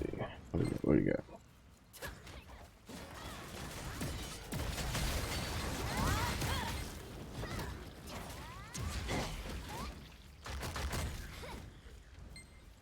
Next. I had you know, I feel like someone out there's probably like, well, you should have known there's gonna be a bunch of like Glaivier's matchmaking. And like you would think so. But yesterday, when I did it, I was the only Glaivier in matchmaking. Like none of my groups, well first, like the only group that I had duplicates on was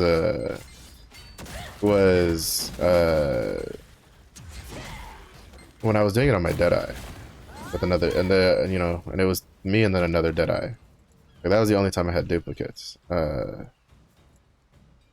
So I wasn't really expecting to have 3 Glaiviers in this party. I do have protection. Yes, I do. Oh, whatever. I still don't really understand how it chooses what you can and can't, like, have. Like, double of. Because, like, for instance, you can't have pheromone bombs and you can't have destruction bombs, but they come from 2 separate chests. Like, at the same time, equipped on your character and on your bar. And it's like, why not?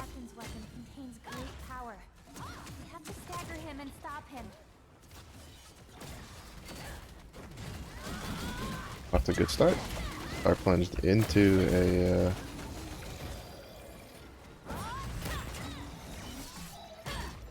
a big move. Oh, that is the problem though. Star Punch has a pretty hefty cooldown. Fire is spreading. It seems safe around the Maguro captain. Let's head there. Alright, come on now.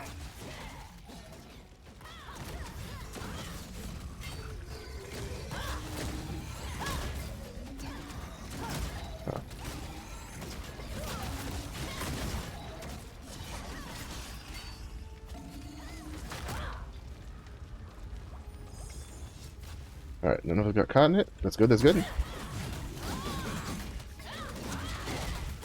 That's really good, actually.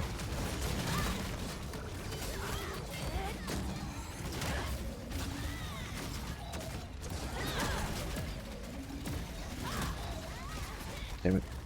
I don't have the timing down. This is the first time I've done it on this class.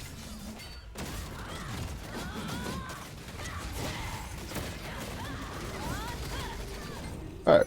Easy peasy, first boss. So I took a lot of damage there.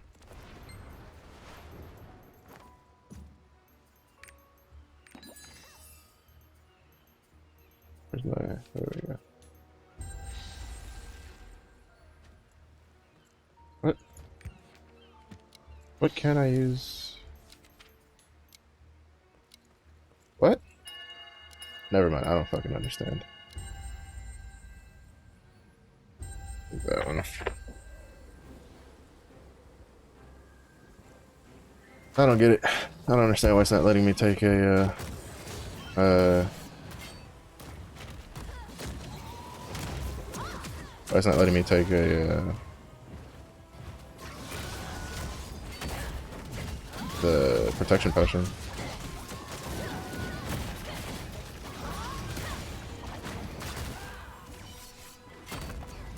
Also, I still like how shit. I fucked that up. How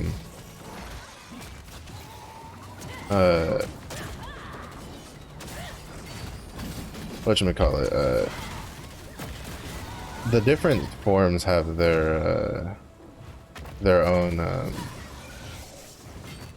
dodges. So like the dodge for glaive stance is different from the dodge for spear stance. Holy shit.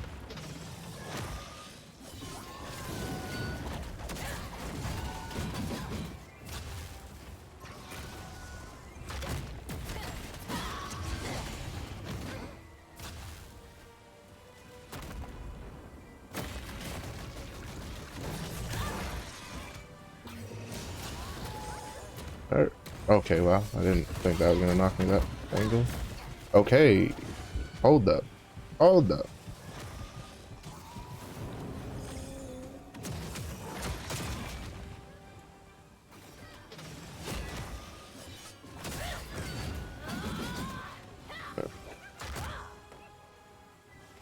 only problem with Earth stance. And even then, we're not even on the super crazy part, which is the second one. Alright, what do we need? Careful, the power is gathering. This one. The holy beast closely. There must be a safe place somewhere. 8. Next. 6.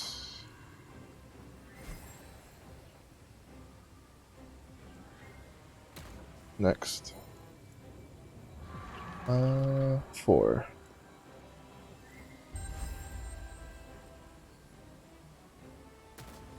Oh, that's kind of BS. I think they're lagging, so. But that's also kind of like, that's kind of proof of what I was talking about, right? Like, I had plenty of time to ping that, and they almost got there in time, but just because they went in the wrong direction for trying to guess when, where the like the extra slot would be, they died, and like that's kind of BS. Like it should just be the four corners have a safe spot, and you just need to find the right safe spot.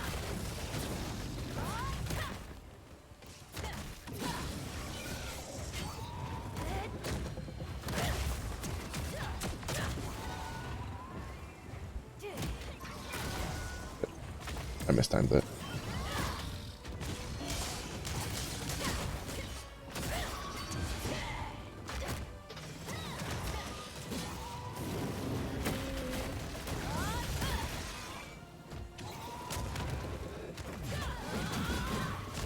Shit. This is why I wanted to bring a protection potion.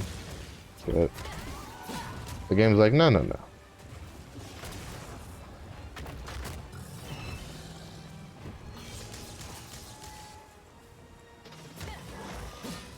Shit.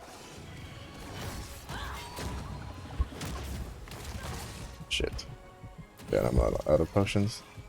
I've been eating everything in its mother.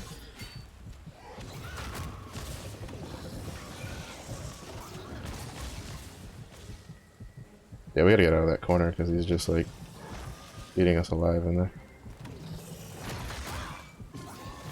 Oh, you fucking bitch. Just stand still for 2 seconds. Oh my god, dude! Like, what the fuck? So fucking annoying. Oh, thank goodness.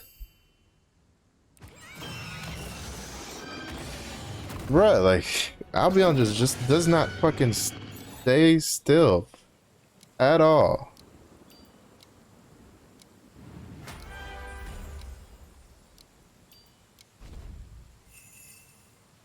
Like, at all.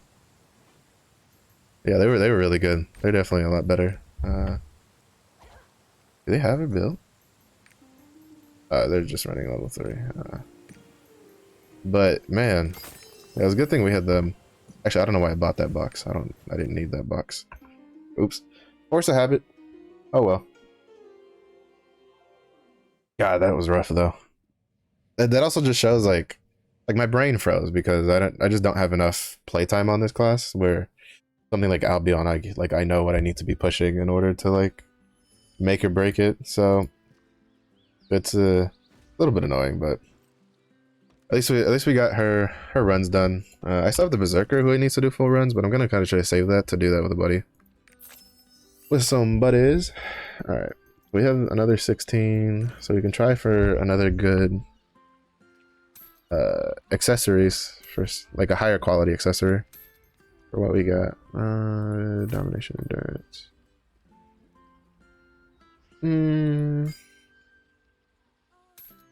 Nothing too crazy here. Yeah, I think she used up most of her luck last night. Still, she got her 2 runs done, so that's nice. So now all we really have left is I'll just do the dailies on her, and then we'll hop over on the Berserker, do his Guardian raids and stuff. Then do the Scrapper. Actually, I'm gonna tempt fate. Let's see if we can make it into Tika Tika. Cause there's one time I thought I wasn't gonna make it in, and then I slipped into channel 2 somehow.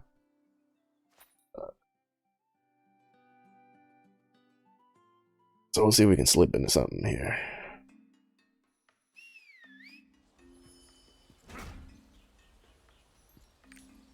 Oh, channel 2 is full. Nope. I mean, you could probably do it in channel 3, but I'd also rather just do my dailies, get those done, and then hop on another character and get all that shit done. But I can always come do this later. So, moving on. Even though I guess my RNG from last time I was here wasn't all that bad because I got the Papu crab or whatever it's called. The one that you need for the recipe stuff. I'm just gonna change because I already saw someone like running over there. I need 2 more though. Oh shit. I need 2 more.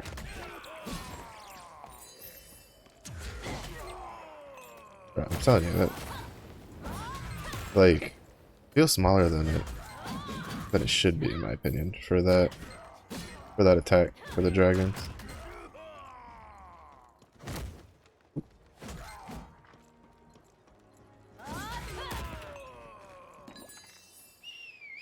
Also, I'm just gonna take the 4 points out of Vault because I think that doesn't do anything. We just need 8 more points and then we can get then we'll be able to get level 10 Wheel of Blades or Blade of Wheels or Wheels of Blade. No, Wheels of Blade, right? I don't fucking know. But that'll take a level up, and I'll have to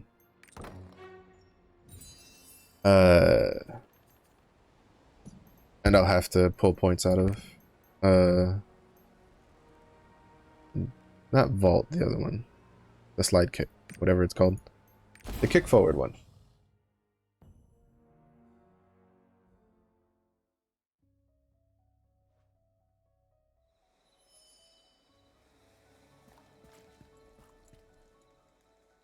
Are you around here?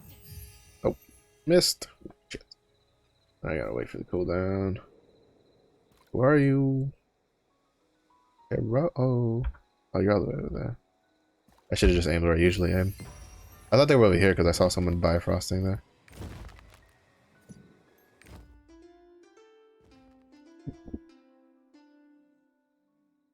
Ah, I'm so fucking hungry though. Had a light lunch today.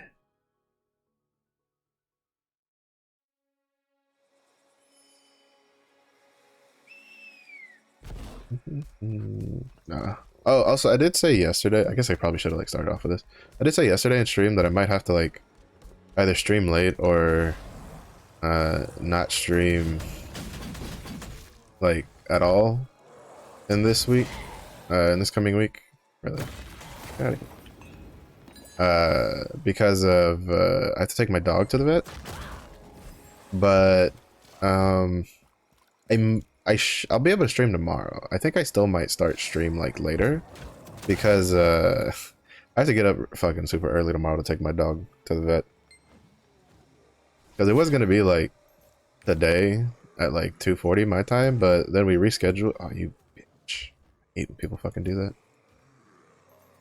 Like, why? Like, do people really not know where they leash? Like, just you run here, they leash, you kill the things there, and then you run over.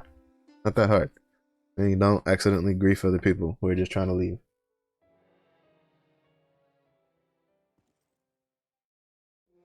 But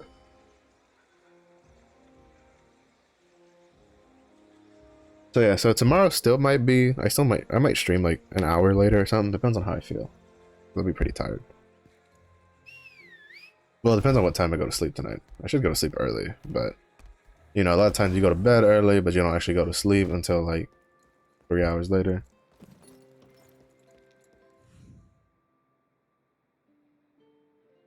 So we'll just see how it pans out.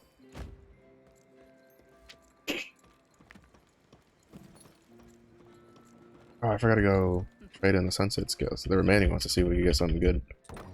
We could luck out. I guess we're going back to Punica then. Punica!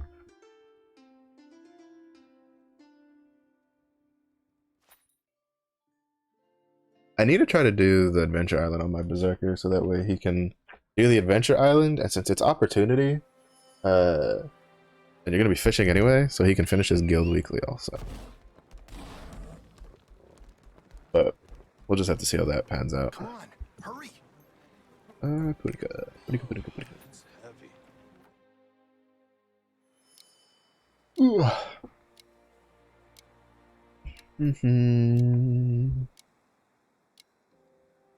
Man, I don't know what the fuck is up with YouTube. Sometimes it'll like finish HD processing in like an hour or two for a 4-hour VOD, and then I have like a 20-second clip, and then HD processing is taking like 4 hours to do. Well, 3 hours to do. And it's like, there's no way a 20-second clip should fucking take so much fucking time to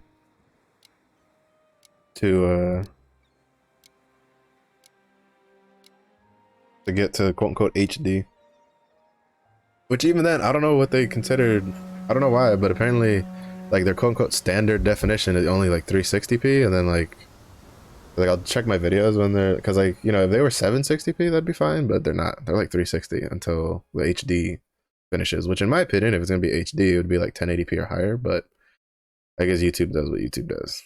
Who the fuck knows how that shit works? Not me, that's for sure.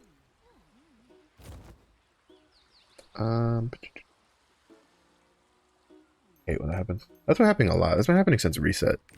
Or opening my map causes a big delay.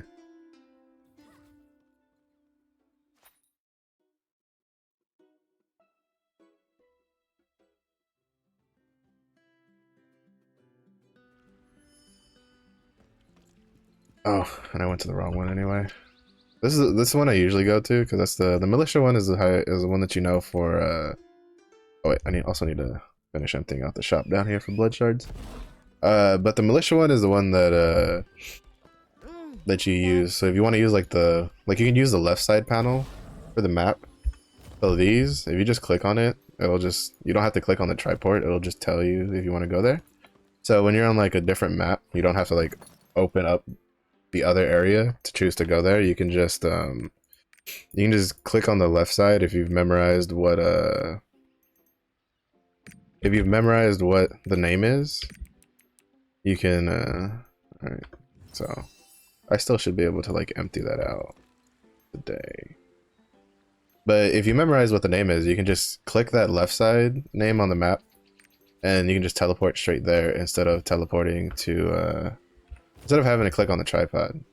So like, you know, you have the processing hills down here. This is the crafting house. That's the one that has all of the stuff for crafting and honing.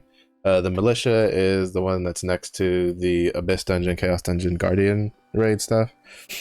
And then the Matriarch office is the one that's next to, well, the Matriarch office. I feel like that's kind of self-explanatory. Alright, so let's gamble our scales away to see if we can get some better quality accessories. Alright. What am I missing? Okay, I think it was... yeah. And, okay, so the Chaos Ring and the Aeon Earrings are what we have to go for to try to get higher quality stuff. So we'll do like half and half depending on how things pan out. That might be worth selling. Just because it's crit and keen blunt on it. Alright, so that's a upgrade there. And what about this? The rings are the ones I've had pretty piss poor luck on rolling for with my scales. They generally roll like domination or expertise more than anything else, which is a little sad, but yeah, see, like it took me 2 earrings to get a specialization one, and then I don't run swiftness. I need spec, please and thank you.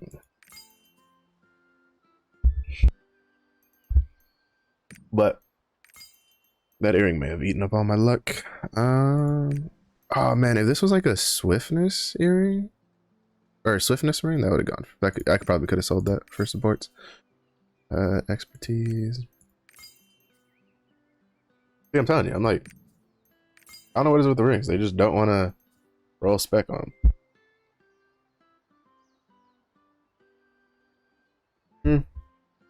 That one might sell just because it has +1 on it, but I'm doubtful. Like I'd have a better shot selling this with a +2 than that with a +1. But I mean, to be fair, those two, if someone bought both of those combined, that'd be +3. So who knows? I mean, I'll still try selling it just in case, because it doesn't really cost anything to try. Because you get the gold back as long as you don't cancel the order. Yeah, see, I can't get a spec ring. I can't get a spec ring from the vendor. I've gotten a specialization ring from the actual like raid, because that's how I got this one. But a spec ring from the vendor's like, nah, son, we don't got those around here. All right. I mean, oh, that is an increased mass one. We'll hold on to it. We'll hold on to it in case I end up getting, if I get enough like specialization increased mass engraving, or not engravings, accessories, then I can just run one of my increased mass stones that I can't run yet. Yeah. So now we're almost at 1300. Yeah, so we're getting pretty high up there, because once you get enough specialization, I might be able to like move Star Pounce off of firepower control, or even go firepower control on like Spiral Thrust. The Spiral Thrust just has a lower cooldown, but that'll be like in the future kind of thing. I kind of want to try to +10 this, if I'm honest. But we gotta dismantle like most of these. Alright, we're keeping this to sell. We're keeping that. And there was a ring that I was gonna try to sell. There we go. The rest of those are pretty bad. And then we're gonna try a tap on the weapon just to, you know, just fuck it, why not?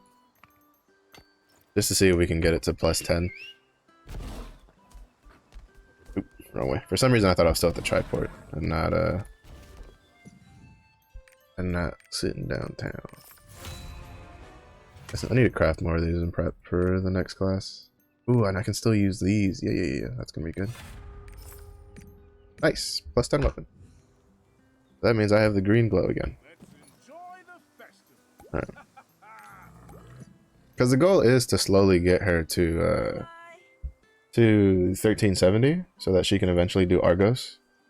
But that'll be pretty down the line.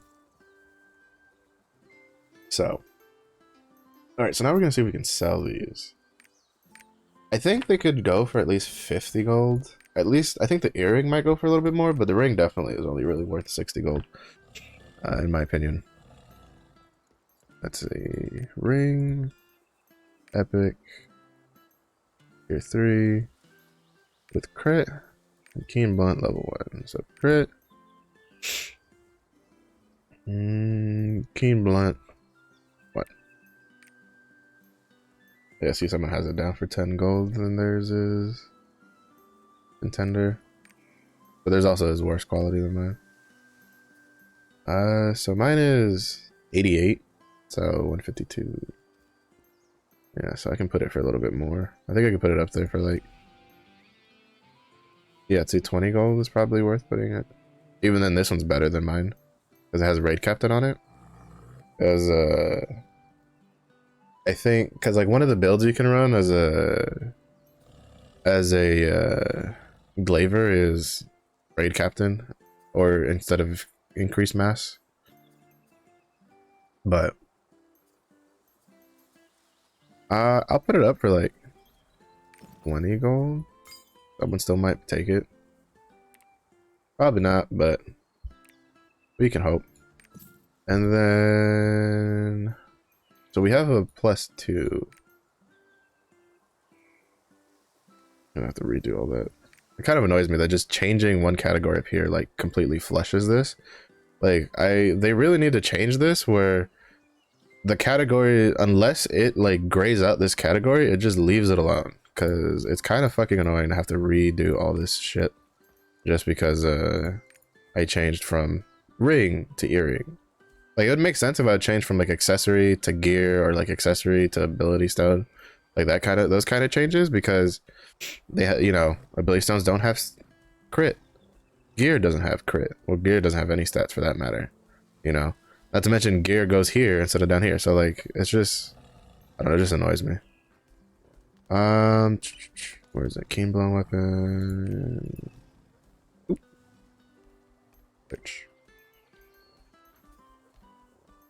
So mine is, it's not as good as the ring. It's 73. It's better. Sure as hell better than this. That's funny.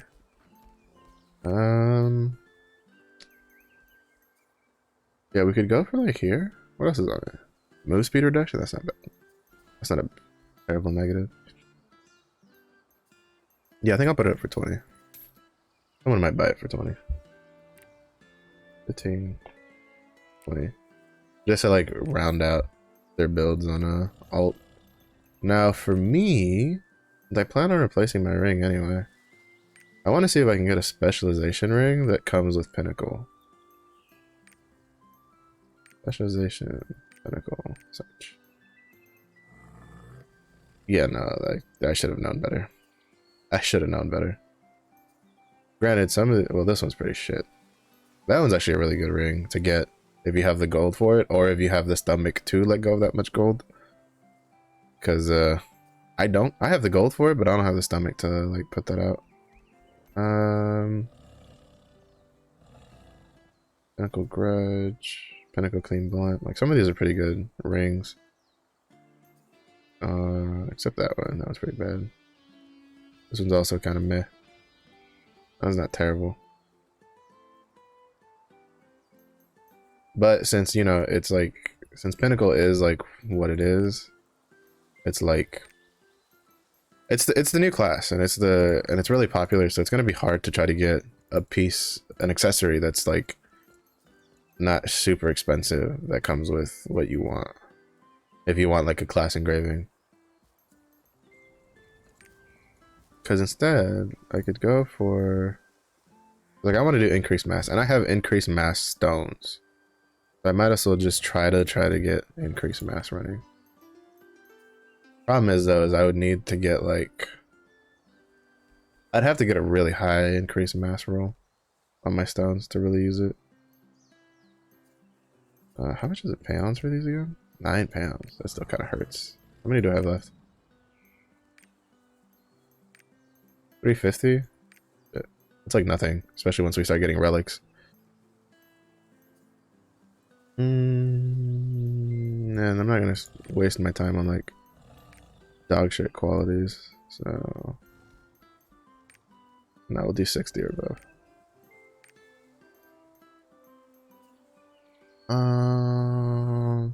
That has increased mass too. That's actually not bad.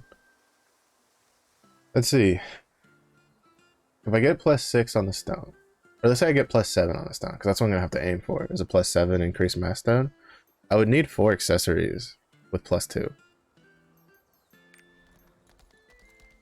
I'd get to 15.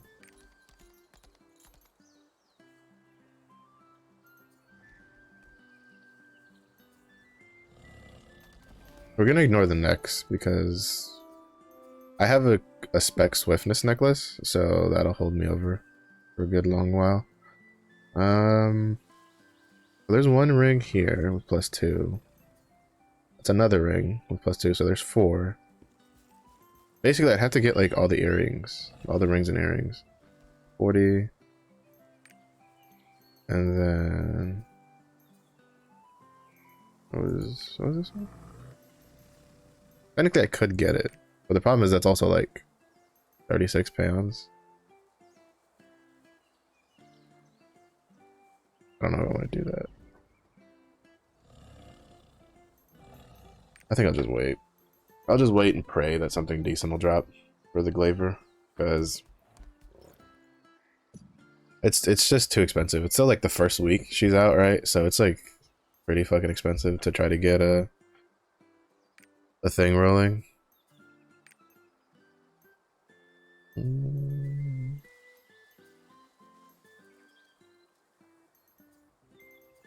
trying to see if there's anywhere I could put points out of.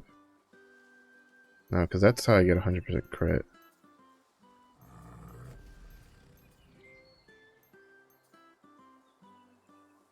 To be honest, the real big like kind of handcuff for abilities is the fact that you kind of need to run Judgment Conviction for Glaivier to really make it flow nicely, and then so it means you kind of have to use like half Moon Slash and Wheel of Blades for the most part, because those are like, I think those are the two moves that do the most amount of hits in the shortest amount of time.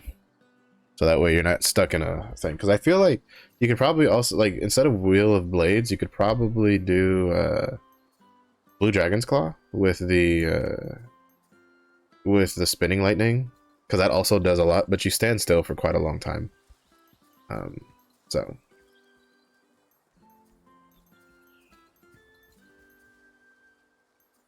yeah, I don't like these two because they don't have paralysis. And like Soul Cutter also doesn't have paralysis immunity, but it has a low stagger, and then you can give it some range with the Brilliant Spear.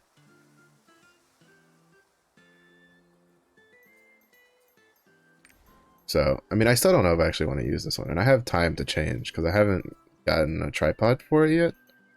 Because I know it doesn't really deal that much damage.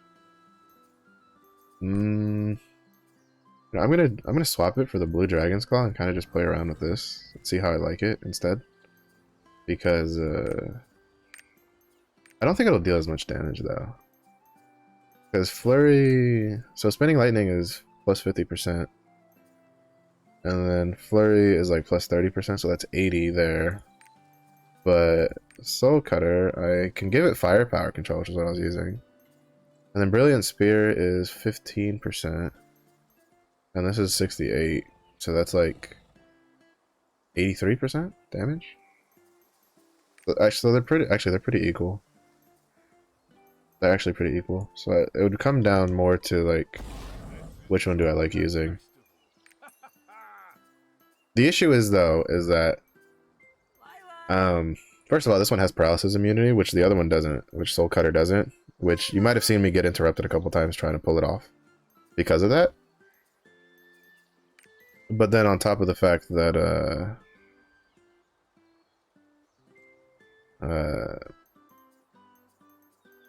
I'd be trading out firepower control for the damage. But I don't think I really need the firepower, especially once I start getting higher spec. So I think it'll pan out fine in the end. I'll use it just to see how I feel about it. But now we're gonna go work on the Berserker. And we'll find out whether or not Egrexion is going to make me salty on the Berserker, because Egrexion tends to make me saltier on the Berserker than he does on the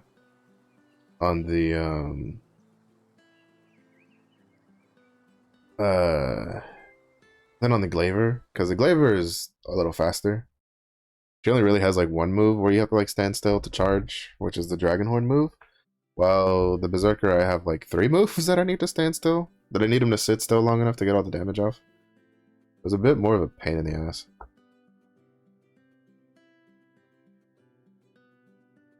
But I do think, I think following this reset, I think I'm gonna put the Berserker back on having to get rested, or to doing my rested like rotation on him instead of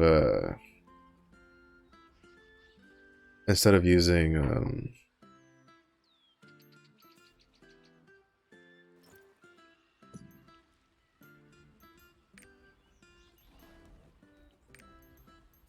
I could have, what the fuck am I doing?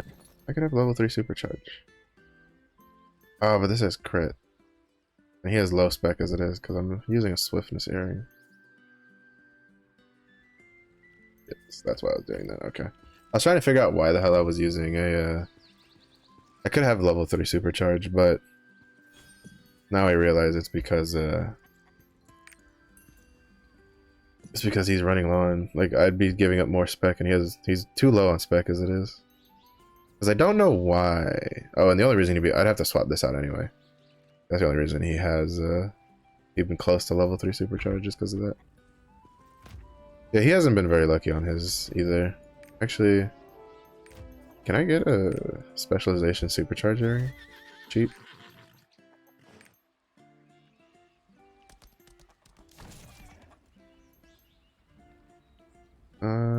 Earring, purple, tier 3. We'll do 50. No, we'll do 60 or above. With specialization and supercharge level 2. 'Cause I think most people aren't like looking for supercharged stuff right now. Let's see. This one's pretty good quality. Oh, but I wouldn't be able to wear it. But this one. Okay, this one I could use because it would replace mine with a +2.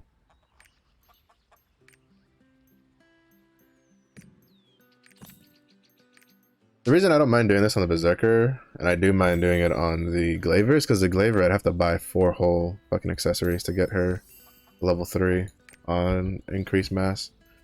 While for the Berserker, it's like 1 or 2 accessories. Let me see.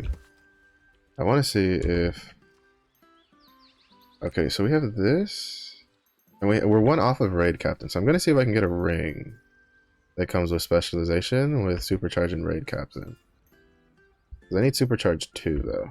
I don't know why I keep trying to open the skill button when I'm looking at my engravings. Alright, we're going to test our luck. Maybe we can have a pretty cheap one. Let's see. Ring. Ring? Combat stat. This one's going to be a little rough just because I'm looking for 2 things instead of 1. And granted, I don't think any other build runs these 2 things in combination, so I might luck out and get a cheap one. I already see some for 20. Alright. I need to do purple quality because I can't use legendary stuff on this character yet. I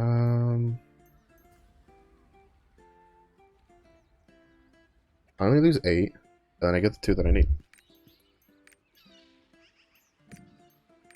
Honestly, that one's not even worth the cost at all, but I don't have the patience. I guess I could have bid for this one, but I still would have had to do the 9 peons, so but this way I should have this. And now I have a 3-1-1, which is in bed. The attack speed reduction one kind of sucks, but there's not much I can do about it right now. I'll look into hopefully breaking that out later. But until we get something better, that's kind of just what we're gonna have to run with. Also, Raid Captain on Egrexion is kind of bad, or at least the second phase, which tends to be the phase you stay in the longest, because the Earth phase does really. Can I even load in to throw the flare, lady? But the Earth phase is kind of the phase you stay in the longest, and it slows you down. And Raid Captain, in case you don't know, actually you lose the damage if you're slowed. So getting slowed does affect your damage. So that's something to keep in mind. Especially because I think Egrexion is one, and then Ice Turtle, who comes after Duscaluda, is the other Guardian Raid who has a lot of slows in his fight. So, but Raid Captain's pretty good for Berserker's technique. So, is what it is. Alright, we dodged that. Oh, I hate that the mobs, the small mobs can stop you from moving. It's so fucking annoying. I don't think I got that,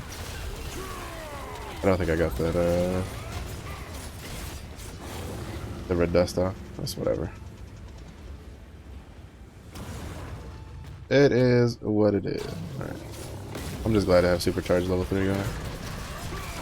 Alright, so he's in earth mode, so this is gonna kinda be annoying. Alright, still got that hit.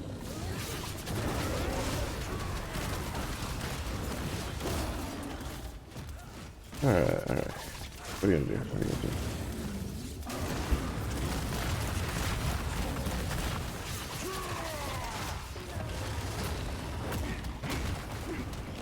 Almost. Ah, getting those extra spec really helped. Really fucking helped. If I was still running that like swiftness ring, I still wouldn't be in berserk mode right now. I would still be waiting to get into it. Oh shit, that added like a whole nother like 300,000 damage to power break to get the supercharge and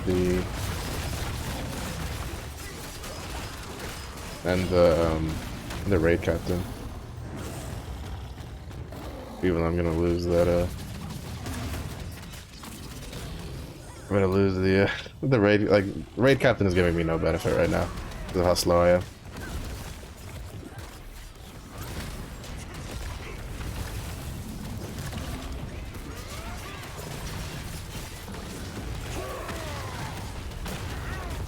Okay. Oh shit. I didn't realize I'd like clicked off my monitor. I clicked onto my other monitor instead.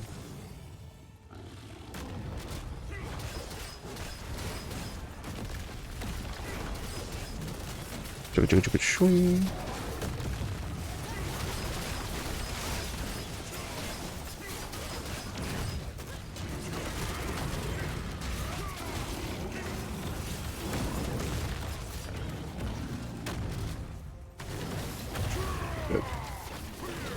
Power break at least like gives me something to hit because I've hit more power breaks than I've hit like strike waves, and the strike waves I've hit haven't like critted, so they haven't got like any damage.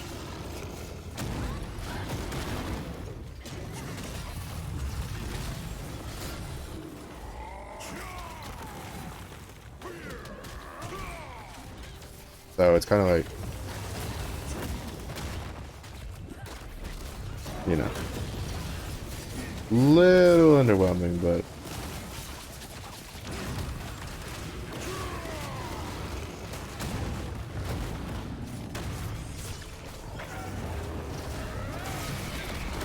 I should be able to get this off. But still, yeah.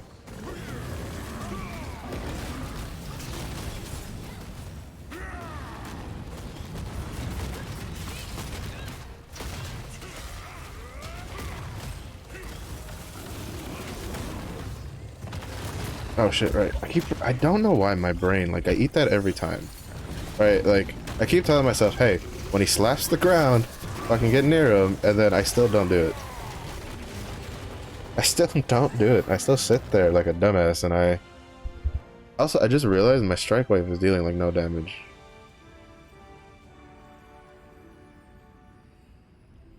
I may have fucked with the tripods. I need to look at that. Because that crit there at the end for like 600,000. That should not be doing that. Strike wave should be like hitting for a lot harder than that. I need to look. Something got fucked up. Something got very fucked up there.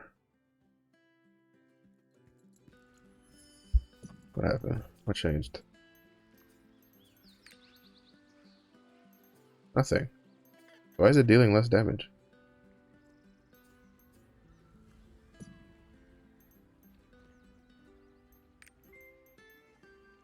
Yeah, see, we have 1100, so we get in a lot more. Hopefully when I do, so there's gonna be two that I can't change for when it comes to accessories, which is this one and the ring I bought. Because I need those to keep my level 3 supercharge, but everything else is fair game.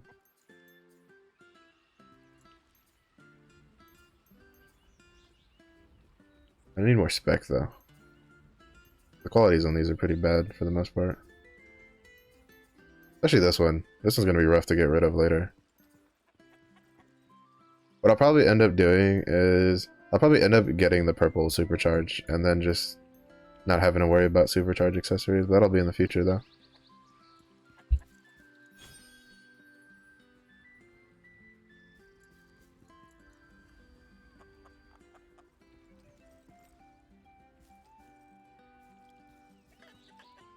So it seems they're doing something with the Express. So we're going to check it out. Apparently they're going to be changing the Express mission in some way. Update to the Express mission event. Rocks, this was posted about 2 hours ago. So that means I should have paid more attention, but we'll see. We wanted to give a quick update on the Express mission event. We've seen the confusion and frustration from players that have started the event on a character that would not benefit as much as a different character on the roster. We wanted to confirm that we are actively working with Smilegate to help alleviate this, as well as improve communication surrounding the event in-game.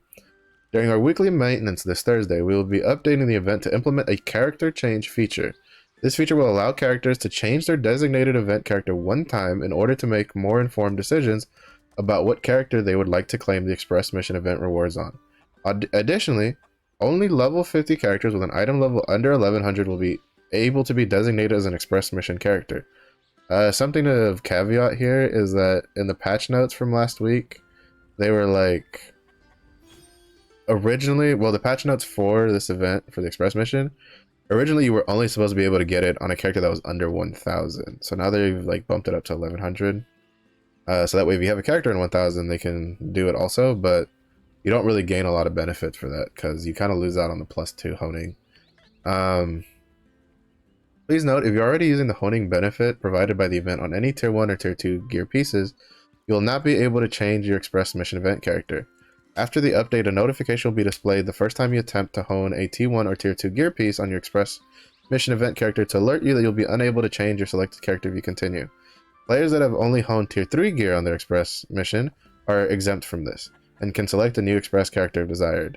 If you decide to change the Express Mission character and have already claimed some of the event rewards, please note that you will not be able to claim them again on the new character. You will not be able to earn double rewards. Kind of expected. As the Express Mission event rewards are character bound, if you think you would like to change your designated character, it is recommended that you do not claim any rewards until this update goes live on Thursday and you can make the switch. Additionally, engraving chests earned through the Express Mission will be updated. Okay, here we go. This was another issue we had. Will be updated to contain all recipe selection options. This update will also apply to chests that you have already earned from the event. So if you have them in your inventory or storage but haven't opened them yet, hang on until the update. That's pretty cool. To be honest, I didn't even know they could do anything for at least changing for characters. So I guess now people will be able to at least shift it over to like a tier 2 alt or something. If they maybe started on like the tier 3 stuff. Hopefully you haven't gotten too deep into it. I know that it still takes a while because I think it takes about 2 weeks to finish it with how many days you have to use of Harvest Souls and Aura of Resonance in Chaos Dungeons. So you probably at least should be able, especially because they said this now and not tomorrow. Obviously it would have been nice if we had this Monday, but I think that they were still trying to figure out if they could even do this to begin with. But at least now you know for today and tomorrow not to claim any rewards. Something of interesting to note is they said claim rewards. They didn't say anything about if you already completed the mission. So if you completed it seems that if you have the mission completed but you haven't accepted the, well, actually I don't know how it works. So maybe if you complete the mission anyways, basically long story short, don't accept rewards. Like just don't touch the Express Mission if you plan on changing it. And then another nice thing is they're going to add all the engravings that were missing from the recipe selection chest. And before people go up in arms about, oh my god, engravings were missing, pay to win, blah blah blah, no, what happened is that I'm pretty sure what they did is they just copy and pasted the Express Pass from the first Express Pass they did. And from what I understand, in that Express Pass, it happened before some of the engravings that were missing even existed in the game.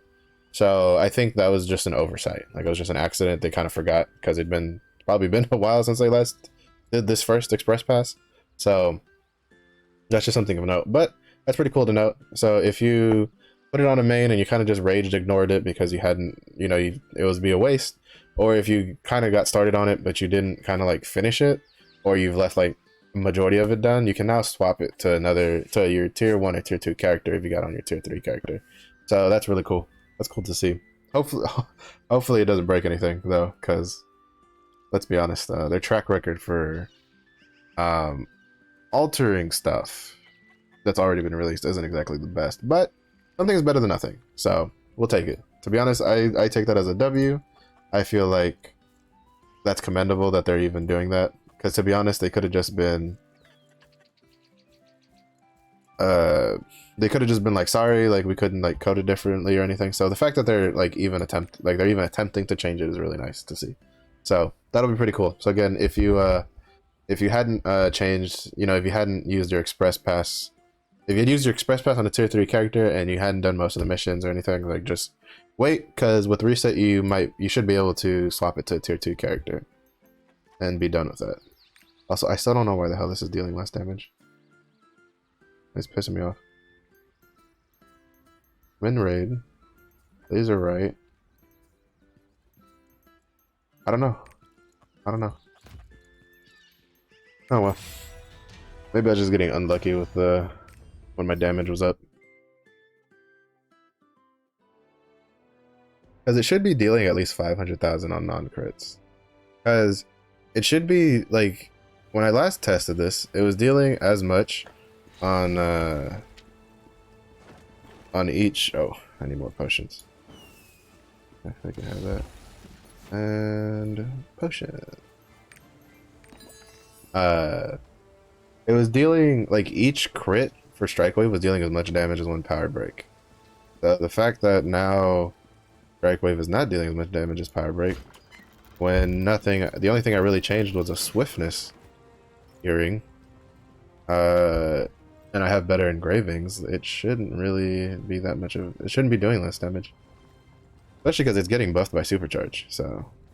It should be dealing more damage than it was before. I don't know.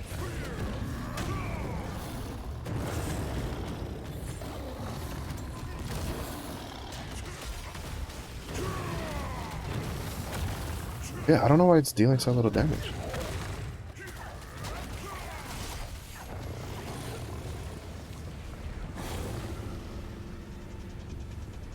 I don't know.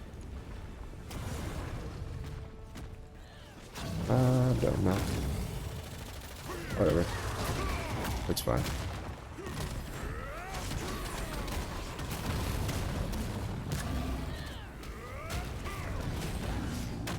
We just need to focus on what we can do, which is getting back into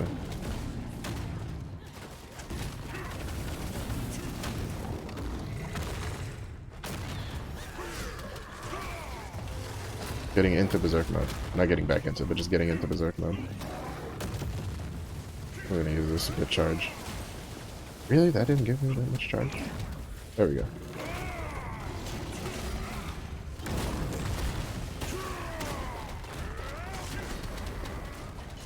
Oh shit, I fucked that up. Yeah, I don't know. I'm gonna have to like test some shit out. But I don't think Swiftness would buff that, so I don't know why it's dealing less damage. It's bugging me though. It's bugging me that it is dealing less damage.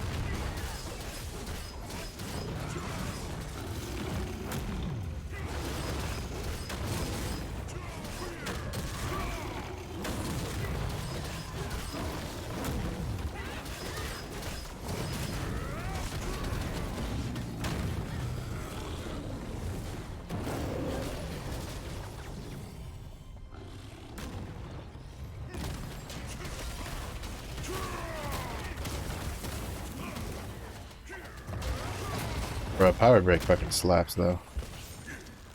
It fucking slaps.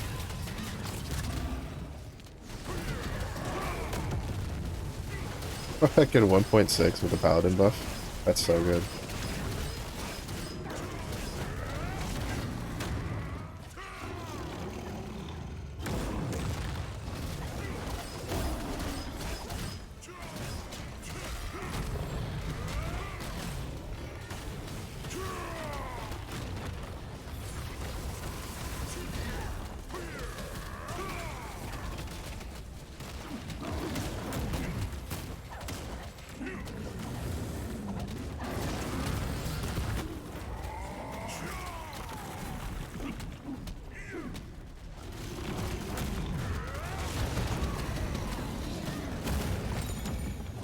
Someone else got it. That's good. That's good because I'm kind of stuck in the animation.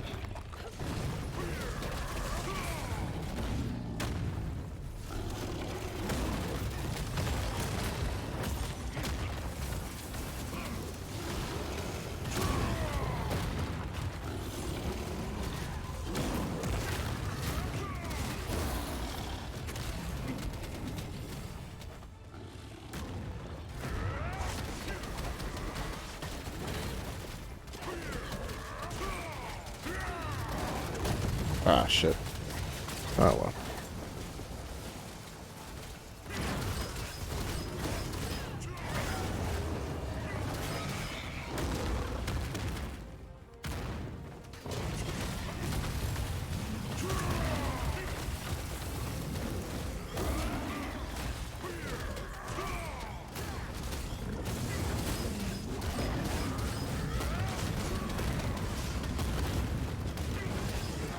Nice. Quick, easy, clean. Quick and easy. But man, I mean, I don't know if I did something, but like having a power break now dealing like 1.2 to 1.6 depending on what like debuffs and buffs are on the bosses. Kind of insane. That makes me realize, that makes me understand why like more players are starting to use that. As like again, I don't really get it because I could have sworn like actually I could probably just look at my VOD from yesterday. I could have sworn that I was hitting a Grexion for like 1.2 mil on my strike wave crits, but now they're like 700,000. So that means like strike wave as a whole now is dealing like barely more damage than power break on crit, which is insane when you realize that like power break is technically easier to get off. And it's like half the cooldown, right? You get like 2 power breaks in the span of like waiting for your strike wave to come off cooldown. So if you plan on playing, you know, if you want to try supercharged Berserker or Berserker's technique, if you feel like being even more off meta than you already are if you're doing Berserker's technique, power break deals a lot of damage. Alright. So now we put this on. We still keep at least level 2, yeah. Yeah, okay, we keep level 2. That's good. That's good. That'll help things out. So we'll finish, we'll wrap up stuff on the Berserker. I think what I'll do on the Scrapper, I think I'll let the Scrapper crew rest for the next couple days for Yoho. To be honest, she has a lot of fucking great honor leap stones, and I don't plan on pushing like anytime soon. So she's just gonna passively accrue more, especially through dailies.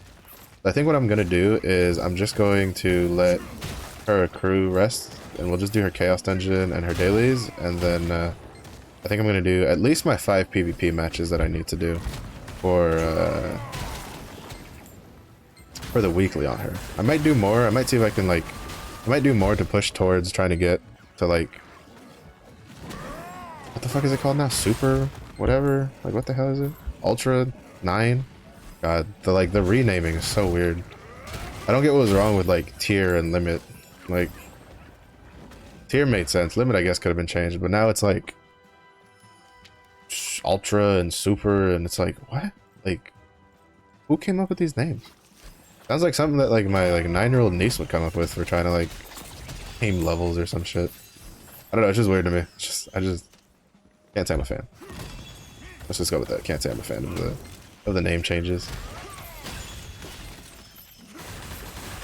But I'm sure there was probably like a reason behind it. No. Is alright. Like I personally don't think it makes it makes any more sense than tier into like limit break kind of thing. Personally, but maybe for someone else out there, they're like, oh okay, this Naruhodo, I see, I understand these levels now. But yeah, so I think I might do some PvP on the Scrapper to get to try to get to at least like the next level. So even though I think she's pretty close to being level 8 for PvP anyway. So I don't think that should be too hard. Come on, where you at? Come on. This is the thing I hate about this room. Sometimes like the boss like spawns like super quick, and then sometimes it takes like a long time.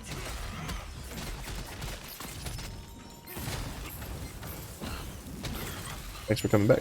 I thought I was gonna miss, and then he kind of like backed up into that power break. I was just like, oh, welcome back. We have a vacancy on the ass whooping hotel. In the power break hotel, we have a vacancy. Doo-doo-doo. So yeah, seems power break kind of like somehow, for some reason, now deals more damage than strike wave, or at least deals equal damage to strike wave, which is kind of crazy. Makes it really strong, to be honest. Again, 18 seconds and hits for like 1.2 to 1.6, depending on what buffs and stuff are on the boss, is kind of insane. Granted, again, that's also with level 3 supercharge. I don't think the raid captain is going to be that big, because like I only have level 1 raid captain, and I don't have spirit absorption, which is something I won't be able to do for a while. That's weird. That's been doing a lot recently, where it just like loads very, very slowly, instead of like, because he's there and he's attacking me, which is why I started just swinging on the with my bloody rush, but like he wasn't loaded in. I don't know. It hadn't happened in the last couple days, but it has been happening to me more as since the reset. So, but yeah. So, kind of nice about the whole express pass thing though, for people that that kind of like accidentally did that mistake, because they definitely weren't very clear on it in game, and even if they were clear on it on the patch notes, the fact that like in game it didn't match what the patch notes said to begin with anyway. I think that definitely constituted them at least trying to fix the problem. So I'm glad for people who will be able to take advantage of that, because getting the honing levels will really help. And again, it's only really good if you don't have like a stockpile of mats. So which, I mean, if you made a Glaivier, you probably used a lot of your tier 1, tier 2 mats. Well, tier 2 mats more than anything. Could you load in, please? Because you'll get a lot of that from the express pass, but it'll come at the cost of having to, you know, do chaos dungeons, do guardian raids, that kind of stuff. Stuff you would have done anyway, if you don't, you know, if you used your stockpile on the Glaivier. But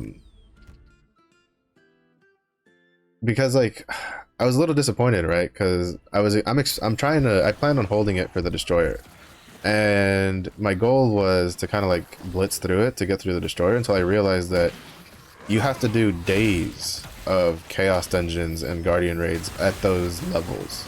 So like you have to do 3 days of page 1 guardian raids. You have to do 3 pages of the, you know, of the first of the page 1 chaos dungeons, like the Vern ones.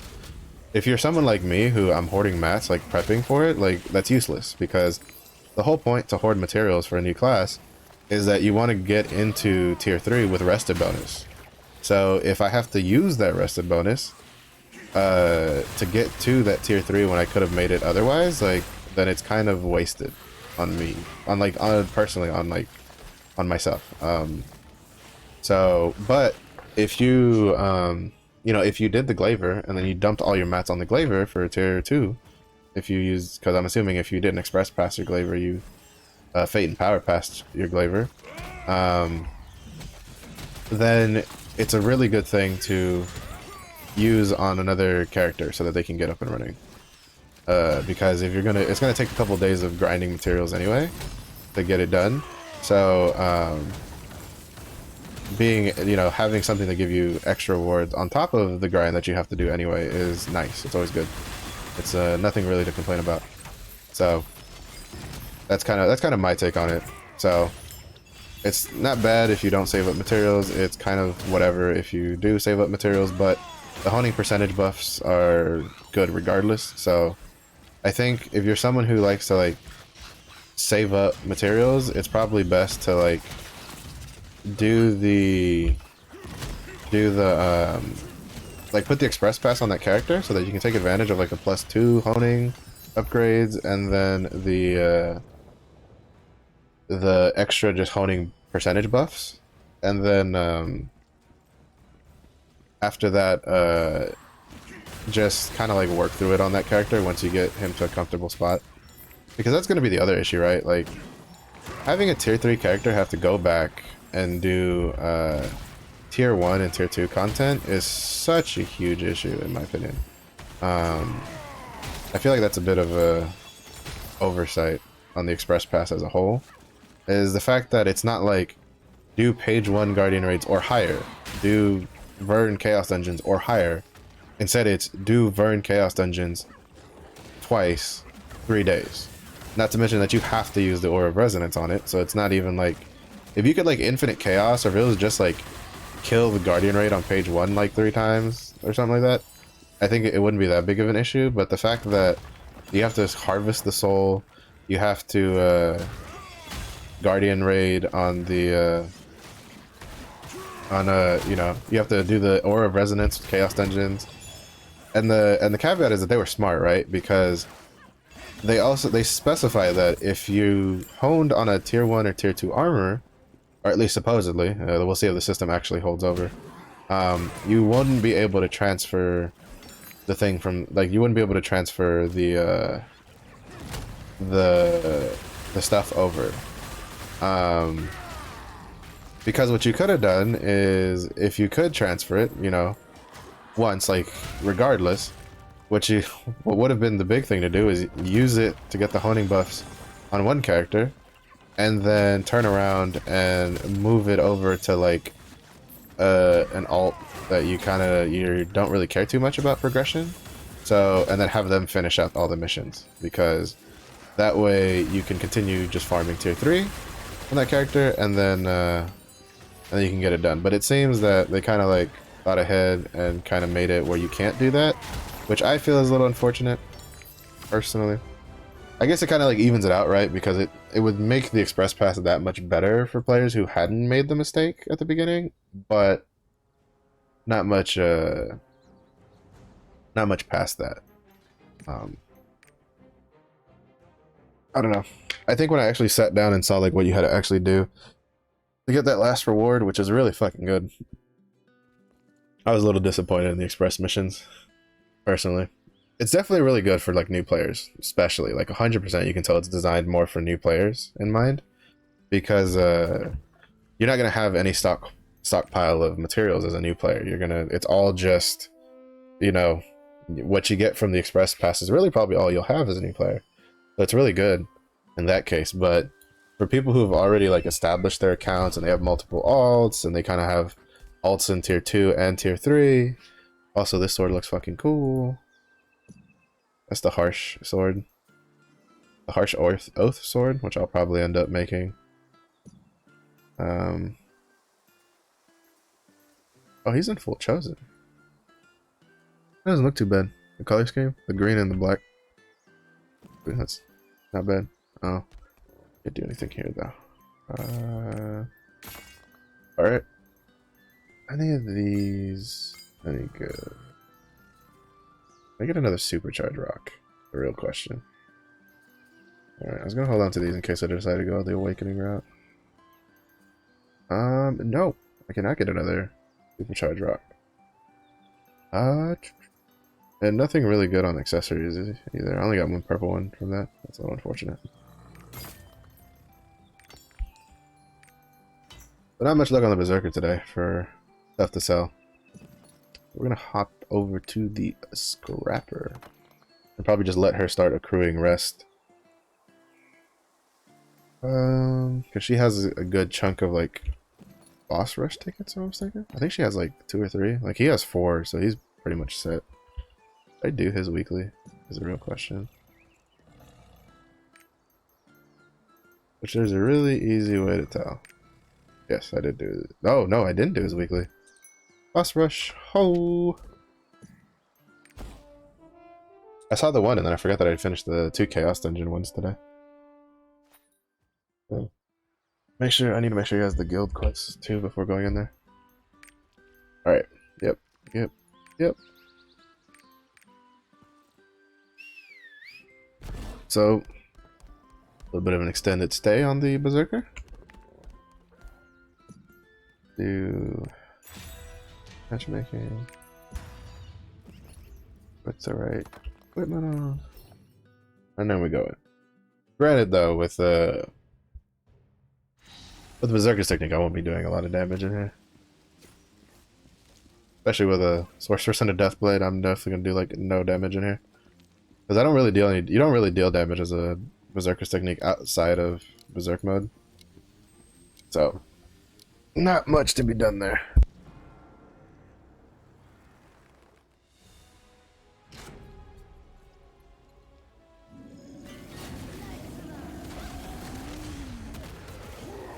Oh shit!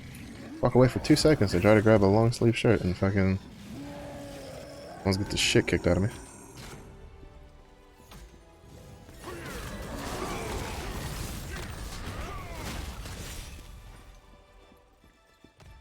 Alright, what we got? Next. I'm not even gonna try to Hellblade. Something that's already like existed. I have to Hellblade like okay. If I want it to actually deal damage. Because the thing with like the tier 3 boss rush, right, is that like you can get people in here that are like 1400, but they're gonna deal more damage than you. Because you'll have people from like 1400 to like 1302 if you get lucky enough to get a thing, and it's just like you're just not gonna do anything damage wise. Ooh. Oh sweet, level 55. Fuck yes. Oh, I can't change anything while I'm in here. See, but now I have a conundrum, right? Because like I was planning on leveling up my the strike wave, because strike wave was like my hardest hitting ability, and now power break kind of trumps strike wave. Oh, but I can probably just go strike wave and power break, because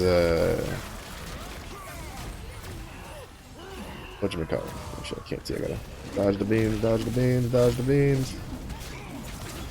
Because in strike wave and power break are not my like 2 hardest hitting abilities. They kind of like, I think I might have still caught him at the end. Alright, should be able to strike wave this thing.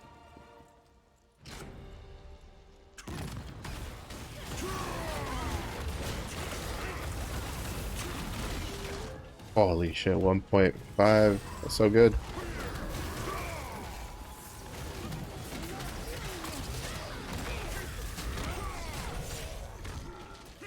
Yeah.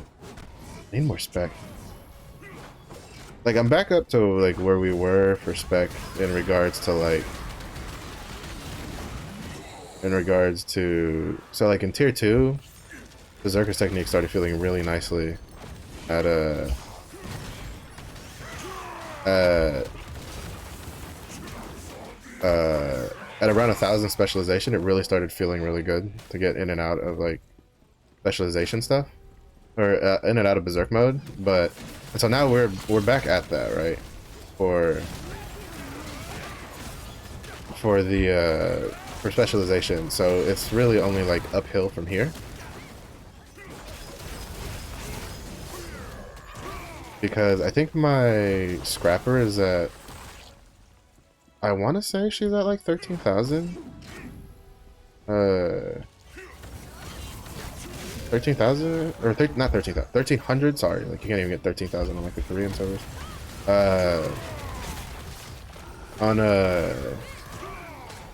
On specialization. So when the Berserker gets up to that point, whoo, that shit's gonna feel.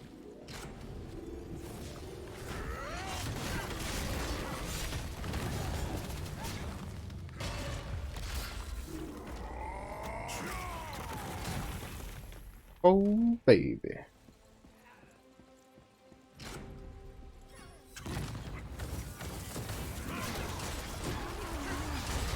Even out of Berserk mode, it still crits for quite a bit. That was almost a mil on the power break.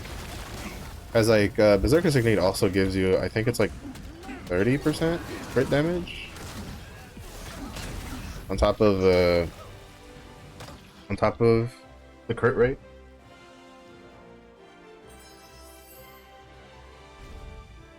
So that's pretty juicy. Yeah, see, I knew I wasn't gonna make it on here. Between a Sork and a presumably Surge Deathblade, Berserker's Technique Berserker with little to no specialization definitely would because like to be honest, 1,000 is like, well, it's like, oh, it's a lot compared to like what it was before when you fresh into tier 3. It's basically nothing, to be honest.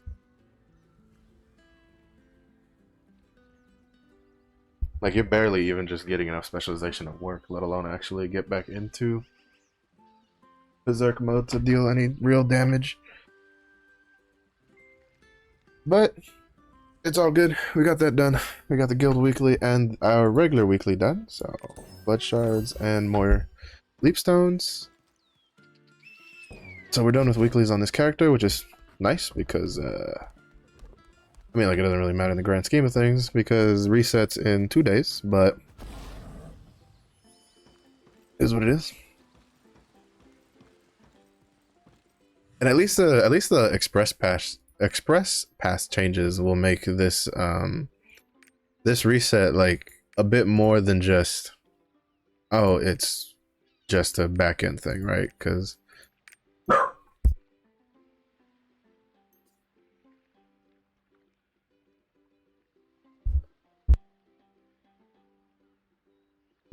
so yeah, so at least it'll give some people something to look forward to. On reset that you probably normally wouldn't have had. I probably have to be a bit more frugal with my blood shards because I'm buying out like a lot of shit from the blood shard vendor, and it's kind of eating through a lot of my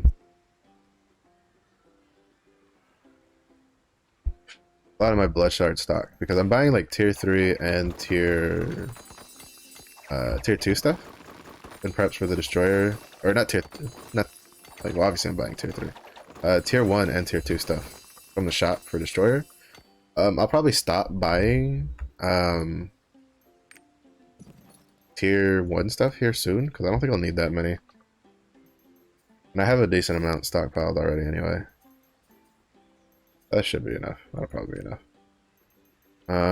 So I think for the most part,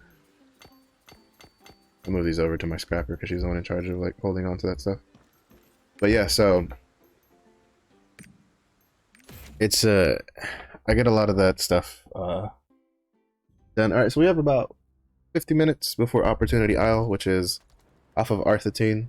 So that means what I'm probably going to do is I will try to do Chaos Dungeon and then like the Unatas dailies first, like real quick to get those out of the way, and then do my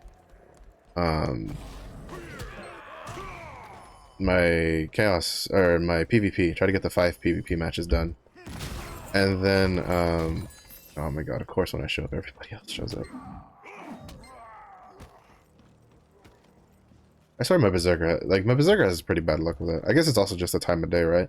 And people are starting to get off work on the East Coast. And we are on NA East, so they kind of, like, probably, like, come over here first in hopes to, get it done.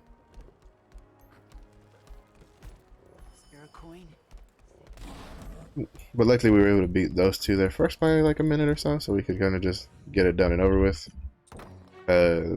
As a Berserker trying to compete with a Glaivier on getting to mobs to kill fast enough with AoE is you're not going to kind of beat them. They have a lot of fast moves that have a lot of white hit zones on them that they'll one-shot that stuff with. So, this is what it is. Alright, these hard freezes, like,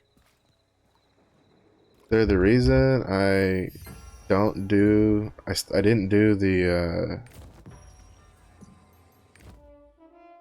the no loading thing, the no streaming load thing, because like basically if I saw a lot of people doing the whole like Steam command thing with no streaming in of the information kind of thing. And like I tried that, but my GPU is kind of old, so really all it did was like freeze the game where I couldn't move for like almost a minute. And if the game's gonna do that anyway, because I don't know why it's freezing, because it really shouldn't be.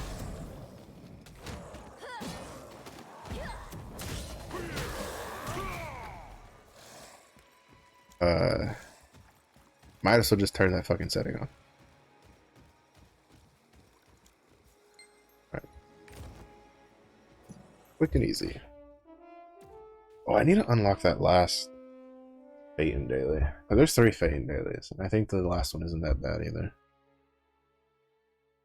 Because like the only real reason to do the Frozen Sea one is because that one gives, I think it gives like 1 more leap stone than these do. Oh no, they all give the same amount. Why the location? Shit, what was it? Was it in the swamp? Was it? No. I know there's another one. I know there's 3 in Phaeton to do. I just don't remember where the last one is. Oh, here we go. Shady Cliff. Oh, this one gives even less. Actually, never mind. This one only gives like 3. Never mind. Know what I said.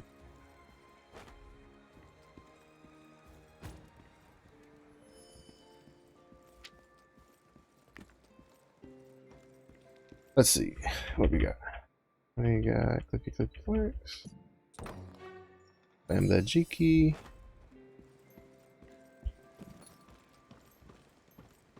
Yeah, he's gonna have plenty of leap stones, so he's definitely gonna go on the rested.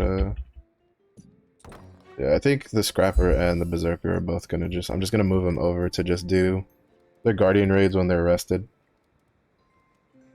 We're gonna have two full bars.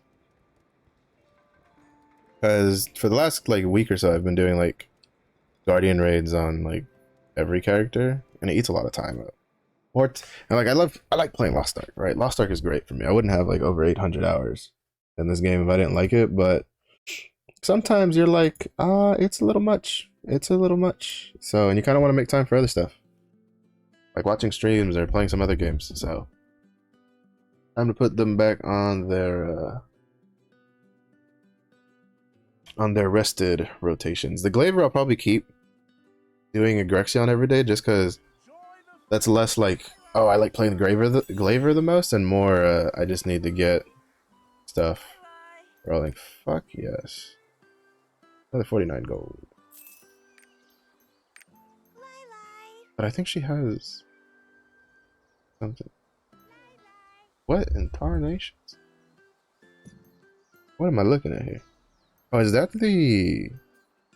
Oh, that's the Shadowhunters. Dual Blades don't look that bad either. I mean, I don't know. I don't know if I say they won't look that bad with like that shade of purple, but they don't look that bad. Like the actual model. Oh no, she sold everything that she had. Cool. That's nice. She had a lot of stuff to sell. Yesterday, she had like 2 ability stones that sold for a decent amount. So, now that I think about it, hold up.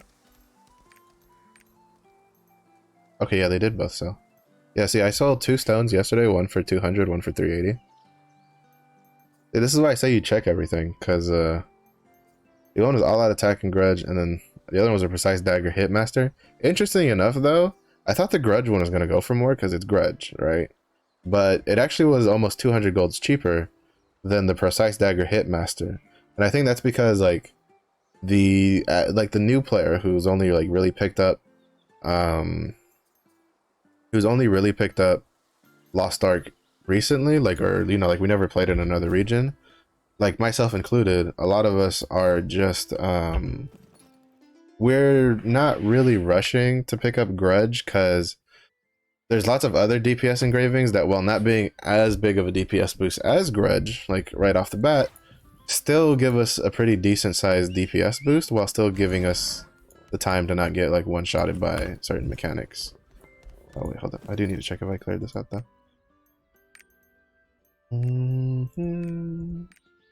Yep. All right. So yeah, don't forget to empty out the event vendor because she will be leaving on the 28th. We still don't know if we'll get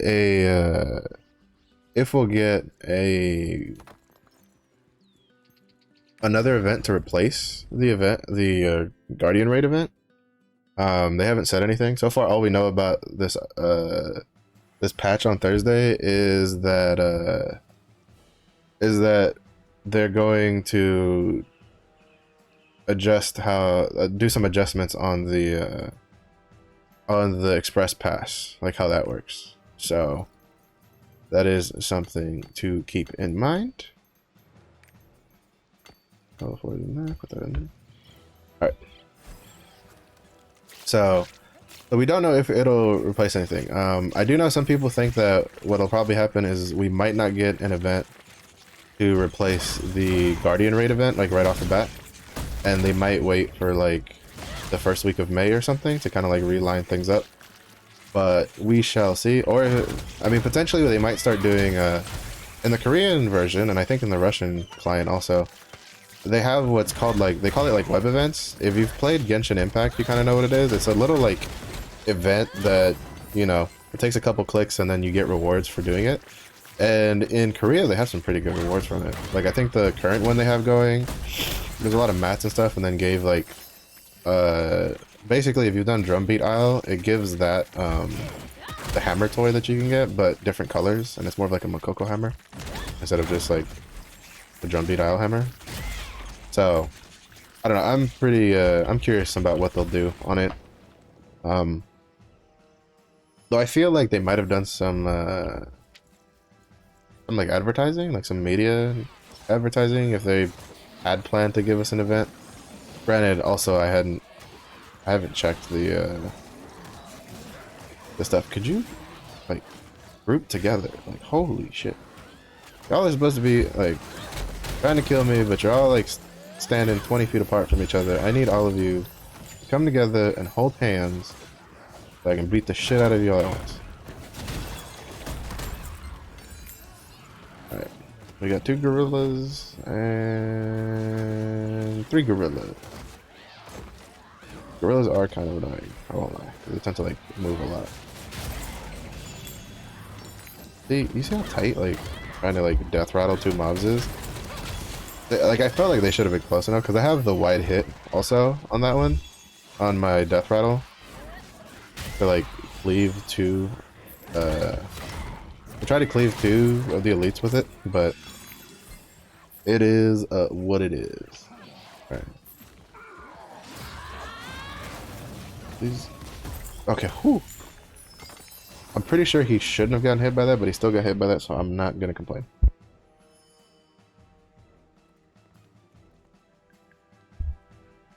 I am not gonna complain at all whatsoever. Also, man, she's getting really close to 56. I don't know what the hell I'm gonna do with those skill points, though. I think I have, like, all the abilities I want at, like, plus 11. Because, like, Scrapper actually has this... Well, at least shock training Scrapper. You don't have a lot of abilities that you need to get to plus 11. You only really have your 4... like, to be honest, you only really have... like 4 shock abilities that you just have to get them level 11 ASAP, which is True Rising Fist, Chain Destruction Fist, Supernova, and Death Rattle. And then like everything else kind of is like whatever to get past level 10. So well, I guess it'll probably just mean I'll just save up points to like get Charging Blow to level 10, because to be honest, I still haven't seen anything. Like, I tried searching for some stuff on YouTube, but again, it seems that when it comes to like Scrapper stuff, there's nobody who really there's nobody who plays on the Korean server who mains Scrapper, from what I've seen, who's like looked into any sort of changes that they kind of like theory crafted from the PTR. Because I have a theory that for shock training, it's not really going to change much of anything.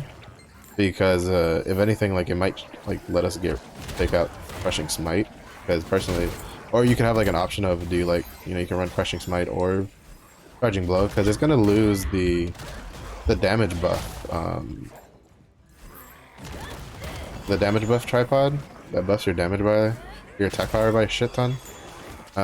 So that's gonna be a pain in the ass to like reform tripods, though, to be honest.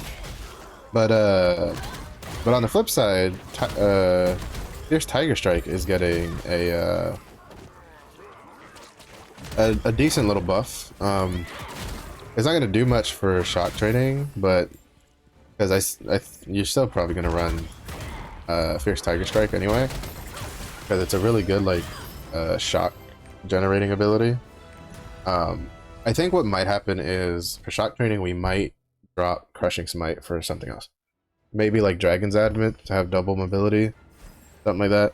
Because I don't think you'll need Crushing Smite with the Charging Blow changes. Not to mention, I think Charging Blow as a whole is kind of like better to have than Crushing Smite, just because it's a really good movement ability, and then you can also give it focus. So basically, what'll probably end up happening is we'll probably take Charging Blow, and you probably will only really need to put it in like level 4 to get the first tripod to get focus on it, and then you kind of just leave it alone and don't do anything with it, and then you just put the points in something else. Because like if you can do that, then you could probably like level 10 the Dragon's Advent to get more damage, or at the very least get it to the level 2 part where you can give yourself the Flame Aura and put a Bleed Tick on it. So we'll see how things pan out. I think for Taijutsu though, it'll probably like change what they take, because Fierce Tiger Strike I think is going to be worth taking on Taijutsu, because it basically turns into a bigger nuke that's on an 8-second cooldown. It's going to get like a 30% damage buff from the replacement to its Rough Smash, or the change on it at least. And then Taijutsu is also just getting a 5% damage buff, period. From, should be. Again, we'll see. We don't know what the finalized numbers are. As far as I know, they haven't said anything. We should know. I know people were saying that potentially tomorrow's patch for Korea, or I guess it'd be like today's patch for Korea, should have the class balance changes in it, but I don't think they've said anything definitive on whether or not it'll be in there. So it'd be nice if it would, so we can at least know for sure what the changes are going to be sooner rather than later. So if we do find out, definitely tomorrow we're going to look at it on stream, and I'm going to at least try to like, I think what I might do is I might try to like write down the numbers in case they take down the PTR notes when they do the changes, or they like update the PTR notes with the number changes or whatever, because I still don't think Deathblade's going to go out like that. If Deathblade goes live in the state that it was in the PTR, that's going to call a lot of things into question, because it just wasn't balanced properly, in my opinion, for losing all the damage it did. It lost a lot of damage, and from what I understand, they made it even clunkier to play. So we shall see. I'm also kind of curious what's going to happen with Soulfist, because I know like the Soulfist forums were kind of... It's kind of funny because like what happened to Soulfist is kind of what generally happens to me when in classes I like to play when they get like reworked, or like pretty big adjustments, is it seems that people who don't main Soulfist, like they casually play it or they're like looking from the outside in, it seems a lot of them like are now interested in trying Soulfist with the changes, because apparently it's a lot easier to play and it deals more damage more consistently from what I've heard. But a lot of people that main Soulfist were like, just kill our class. Just put it in the garbage where it belongs. But I don't know, we'll see. Again, we'll just have to wait until it actually goes live on the Korean servers to see what comes out of it.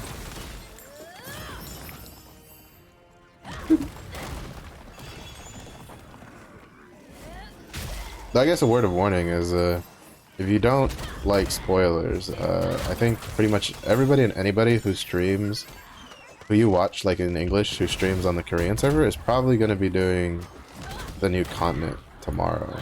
So you might want to keep that in mind if you don't want to be spoiled about stuff. So just a word of warning that you might want to be careful what streams you watch for the next couple of days. If you watch people who play on the Korean servers and you don't want to get spoiled for future content.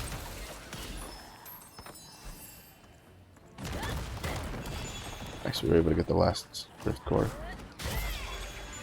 You love to see it.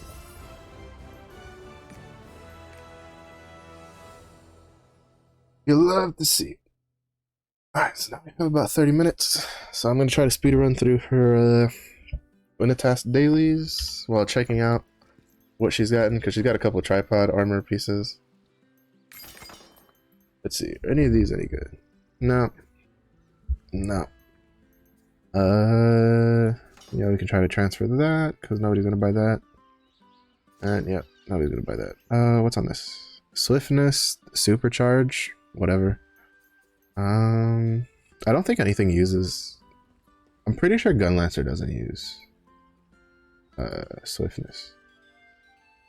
I'm pretty sure there's something else.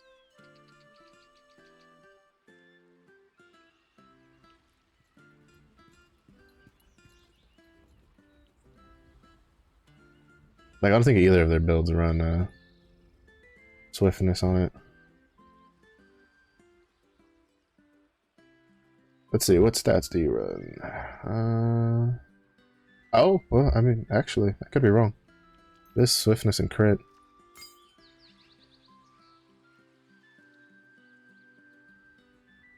And they do run Supercharge, so that might, I mean, I might be able to get like 50 gold off of that. That'll be nice. Alright, yeah, I was wrong. Apparently the Lone Knight guys do. Domination. Swiftness, endurance, specialization, nothing good. Expertise, crit, specialization, adrenaline, not good enough. Not good enough. Nothing good. Nothing good. And then is there any +2s that we could sell? Actually, what's on this? Air raid? No. No. No. We got a lot of legendary stuff this time, though. That's good to see. Oh, well, maybe. We could probably sell that for 50 gold. No. We don't use that. Supernova, though. Focus. Nope. Nope. Nope. Nope. Nope. Nope. I'm still kind of disappointed they didn't do anything to Shredding Strike or Critical Hit for the PTR changes for Scrapper. I just wanted more options that could sell. That should sell for at least 50 gold.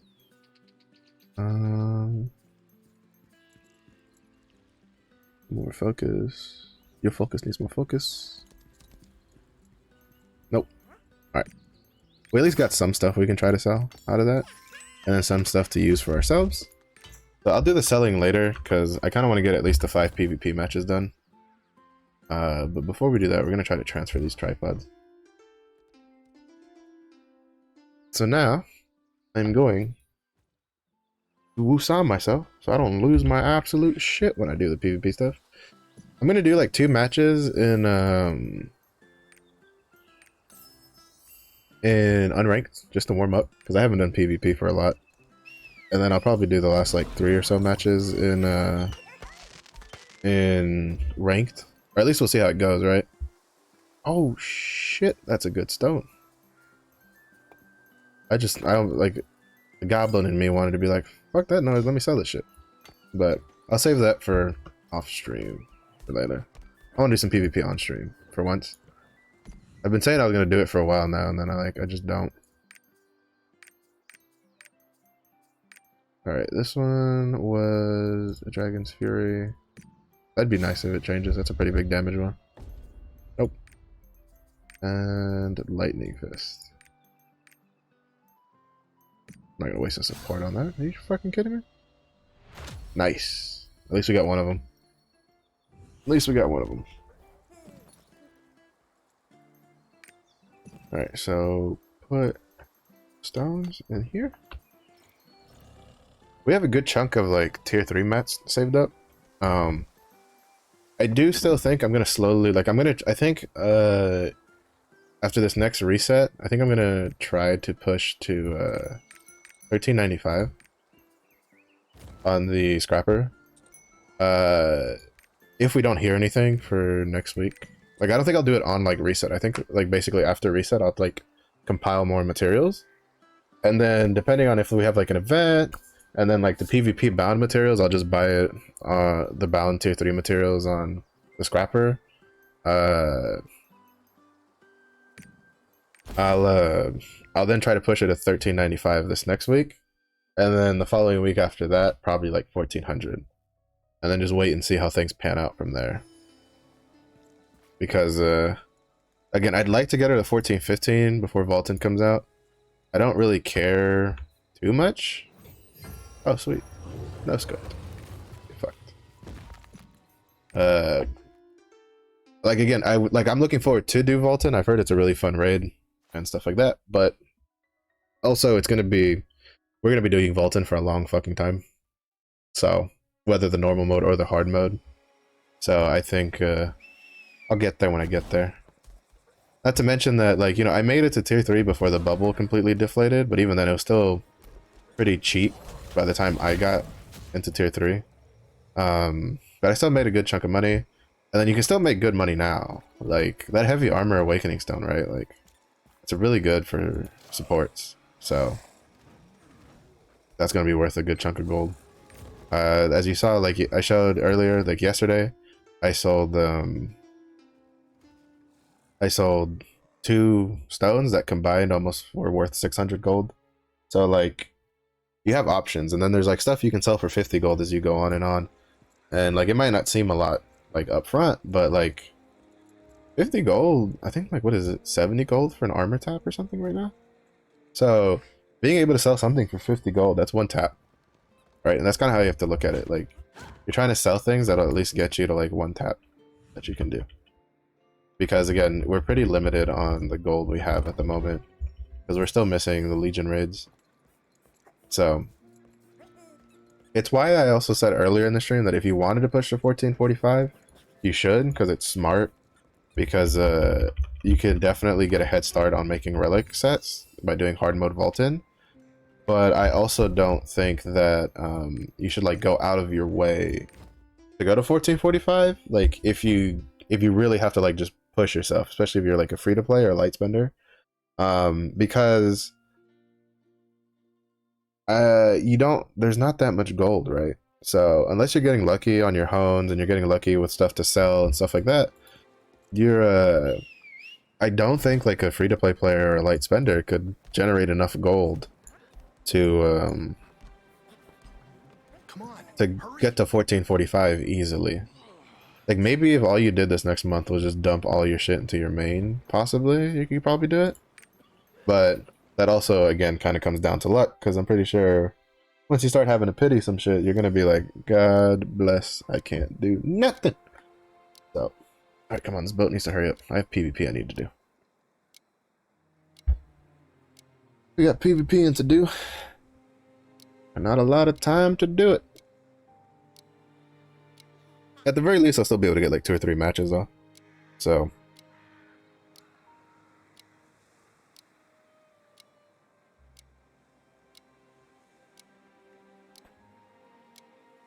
because since Opportunity Isle is north of Arthurtine, what I plan on doing is at like the 40, I'm gonna start doing my rapport run, and then just because that usually finishes in Arthurtine anyway, so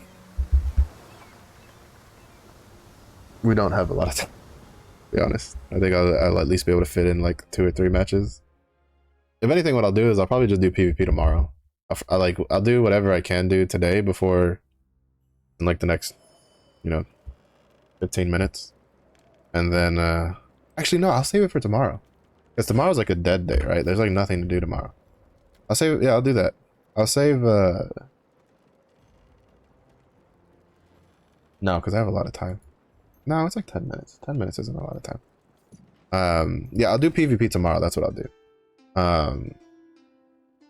So tomorrow we'll do a PvP day. I think what I'll do is I'll do like maybe the last hour or so, or like the middle hour. I don't know. I haven't figured it out yet. Seeing how I just decided to do this right now. I'll do PvP, and then we'll try to see like if we can climb some in our rank. I'm not gonna be like we're gonna see if we can climb out of bronze because we're kind of like deep in bronze. We're at like 1200. Like, you know, it doesn't show here, but it's kind of rough. So it'll take a while. I don't think I'll be getting out of bronze anytime soon. I saw that. You saw that? Sneaky sorceress was trying to steal my stuff. Rude. Oh, cool.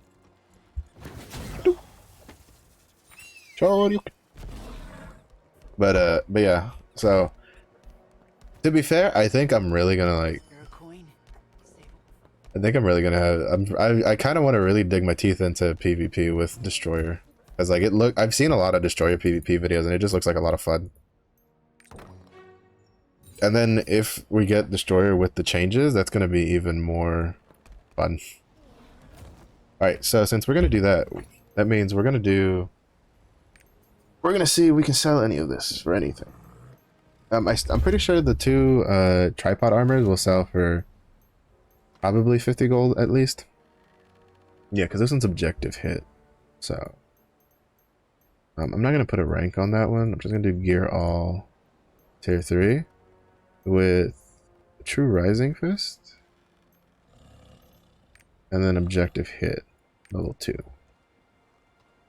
And then you have to make sure that if you're gonna leave legendaries in the mix, to leave 2. Like if you're gonna compare it, because you have to remember when you're comparing in legendaries, they can roll up to 3. So if you just put a minimum value of 2, or you do like a maximum value of 2, you'll still get the 1s or the 3s. So you have to put min and max of 2 each, so you don't get like different stuff. Really? Does this actually sell for 300 gold?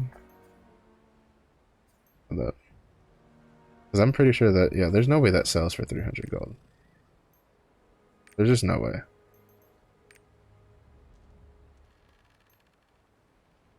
Because it's like 2. If it was 3, I would accept it, right? Because 3 is pretty big deal, but 2? No way. No fucking way. Yeah, I think it just expired. Oh wait, no, it still has the legendary on it. Overall. Yeah, it's still there.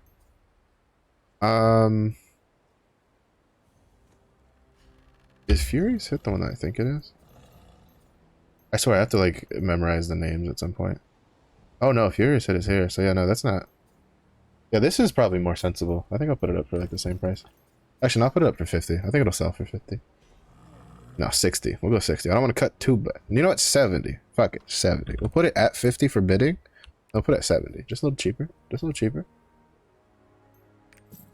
But it sure is only worth 300 gold. I can tell you that much. Not in my opinion. Not on that one. Like if it was on, so like for instance, this one's not bad for 250 because you get piercing strike and objective hit. This one not so much. 2,000 gold for a crushing smite ability that you don't even take. Because you only really do these. Yeah, there's no way nobody, like you're not gonna. I don't even, because I don't think in Taijutsu I used crushing smite. I was pretty sure I was using fierce tiger strike. But all right, so we did that. So now we will go to the next one, which is Death Rattle Shock Explosion. This one's really important for shock training, but I thought the last one I was going to do would sell, and I had to like sell it pretty cheap. Because, yeah, see, 39 gold, 50 gold. Yeah, I'll put it up for 50 gold. Again, +2s I don't think are really worth all too much. But having extra chances at getting that shouldn't hurt. Alright, so the ability stone. We're going to look at the ability stone because I think this will be worth a decent amount. It has heavy armor and awakening, which is generally what bards want. You can run heavy armor on paladin from what I understand, but for the most part I think bards want this. Holy shit. Are you serious? Put it up for 1200.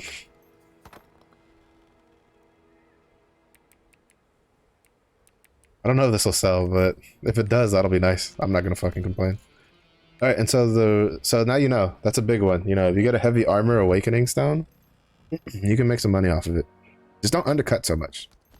Like if you're gonna undercut this guy, undercut by like 50 gold. Like don't put it down to 1,000 because that's how you start demolishing prices. And I know that, you know, maybe we should be a little nicer to our support brethren, but I need gold. Okay, so here we have swiftness. All right, so this one doesn't matter. So we're just going for swiftness, supercharged 2. It's probably not going to go for much, to be honest, because a lot of people on our server, on our region, they don't do lone knight. They don't go red build. They go blue build.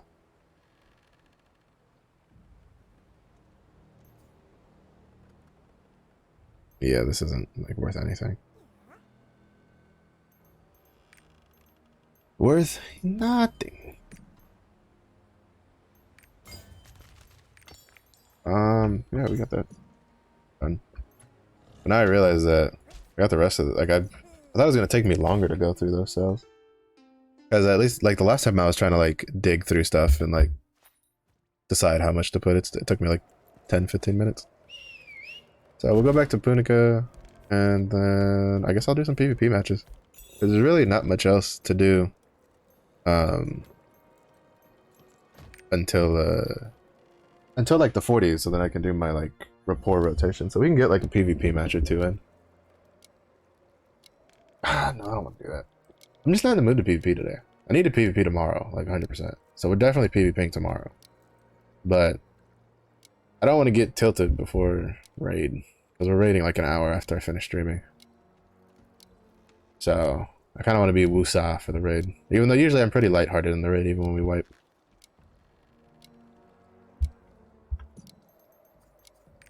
God, refarming tripods to replace this is gonna suck.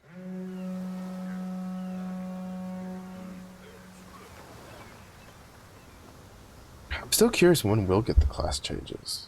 Because, so, according to Rox on the forums, she had talked about that the goal, again, it's not a guarantee, but the goal is that as soon as the class changes go live, any future classes released will release in their, like, post-patch state. And then, after that, well, they'll release in their post-patch state, basically. So basically, it seems that what they're trying to do is, for instance, Destroyer, if the changes go live before they bring Destroyer to our version, they're gonna try to bring him in that post-patch state. So like with the changes to the, you know, to the tripods and whatever, which is really smart, because half of the frustration for Destroyer is the fact that it's completely RNG how many fucking cores you're gonna get when you hit something with the core ability. With your blue abilities, like, it's super frustrating. And like, I'm kind of glad they changed it, because one of the things I hated about the Unholy DK changes in World of Warcraft was how RNG it was for how many festering wounds you could get. And like, I know that like in a full thing, on average, it was pretty much the same, but I still did not like it. Also, since I'm here, I'm going to start crafting these simples. Craft 2.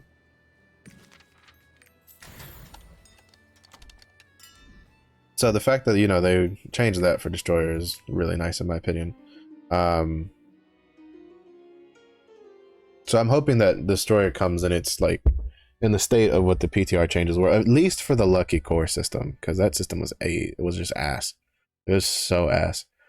But then the question it entails is, what about the rest of the systems then? like the rest of the changes. Like when are they gonna add stuff like when are they gonna add like the other class changes, like, you know, for everything else? And we don't really have a definitive answer for that, because I don't think even they know, which is kind of one of the reasons I think they should take like June and July and just focus on classes for that, right? So May is Destroyer and Vulcan, and then take June and July and focus on releasing like a good chunk of the classes we're missing and bring out the class changes in those 2 months. And then after that, bring out Viekas. And I know people will complain about, oh, well, you know, there's not going to be enough, like, you know, there's going to be like next to no content. And it's like, that's true, but, you know, I feel like this way we'll have a more complete game than if we just kind of left it as is and don't really like put it out. You know, like I feel like people would be more. I think they'd be happier if we just did stuff that way instead of. Also, I can't use too much because I do have Opportunity Island like a bit, but we'll do a little bit of fishing. I need to swap over to the Berserker though. No, I'll just do fishing on him the normal way. Because the one thing I don't like about Opportunity is you can't get any like any of the blue materials from fishing there. You can only get it from like you only get like regular fish stuff, which is a little annoying. But it is technically like a tier 1 island, so I guess it kind of just makes sense.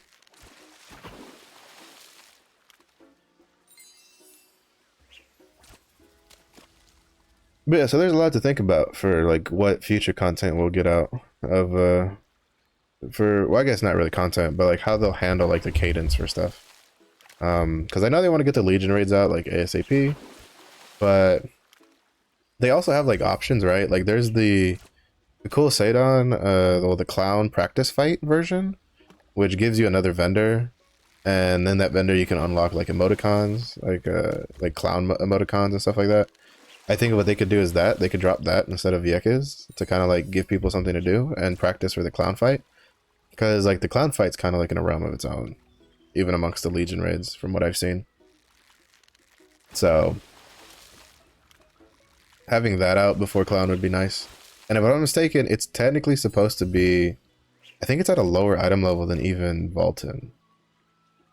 So it would kind of make more sense to put that out with Vulcan or close to Vulcan than like after Vulcan. But I don't know. I don't know what they'll do with that, because I don't think in Korea it came out like that early.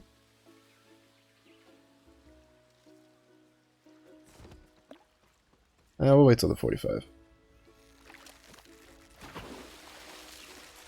I'll just treat this as time me farming up materials. If it wasn't because I'm also doing this for the guild weekly to kind of like help cap that out, I'd probably just go do my hunting route in Star Sand Beach, but unfortunately we didn't get hunting this time, so it's just me and the fishing. Fishing's not too bad. Fishing and hunting I don't mind doing. The mining and logging one take like forever to do though. So I do need to do like cutting down trees, because holy shit, you go through a lot of materials repairing the ships for dispatches. Like way too much in my opinion.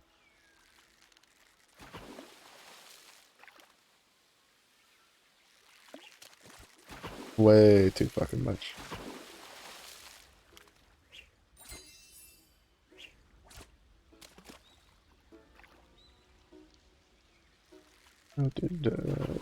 Man, I'm just sitting here thinking about how I need to like build out my fucking Glaivier, and I'm just like, ugh, get a pain in the ass.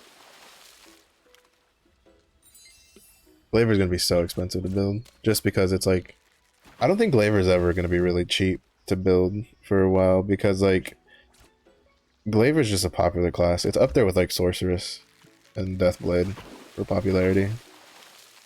Actually, it's probably even more popular than probably Deathblade. I think Deathblade's only really popular right now because like Surge deals so much damage. But like Sorceress, like that's just a popular class period on both of its like builds. And then Glaivier is just gonna be popular, period, because, I mean, shit. Look at the forums before Glaivier came out, like everybody was asking for it. So I don't think it's ever gonna be cheap to build a Glaivier, but it'll be cheaper if I just wait to get for legendary accessories, because trying to build her before legendary accessories with needing pinnacle on the accessory slots themselves are kind of going to be a nightmare, because the purple, like, well, we saw it, like going for a purple accessory with pinnacle on it was like, I think the cheapest was like 1500 gold. I'm not dropping 1500 gold on an accessory I'm going to replace. I did it for the Berserker mostly because the Berserker really needed it and they were really cheap. But for the flavor, fuck that noise. I'll worry about that later. Alright, when it hits the 45, we'll start doing the rapport runs. And hopefully that'll take us about 10 to 12 minutes. That way we don't have to wait too long for the Adventure Island. I'm still kind of like reviewing on myself on like my poor performance for the Albion. Like I definitely could have played that a lot better. So the fact that I didn't kind of annoys me. I really shouldn't have. Well, first of all, I was just getting hit too much. I was going through potions like I was using as many potions on the Glaivier in that fight as I use on my Scrapper with Cursed Doll. And even then, I don't use Cursed. I don't drink. Like I usually come out with potions left over from Albion in hard mode, let alone in normal mode. Granted, though, I mean, I was doing it also on item level, the 1340. I still don't really know if like. All right, cool. Another fucking 1,000 gold. Easy, baby. Easy life. But I feel, man, I know this is gonna. I know that the luck I've had this past like 2-3 days on Scrapper getting ability stones to sell is gonna bite me in the ass in the future. Because mind you, I've gotten good ability stones to sell. I haven't gotten a single legendary one that's like that I can use for me to try to get like 9/7 on or something like that. So.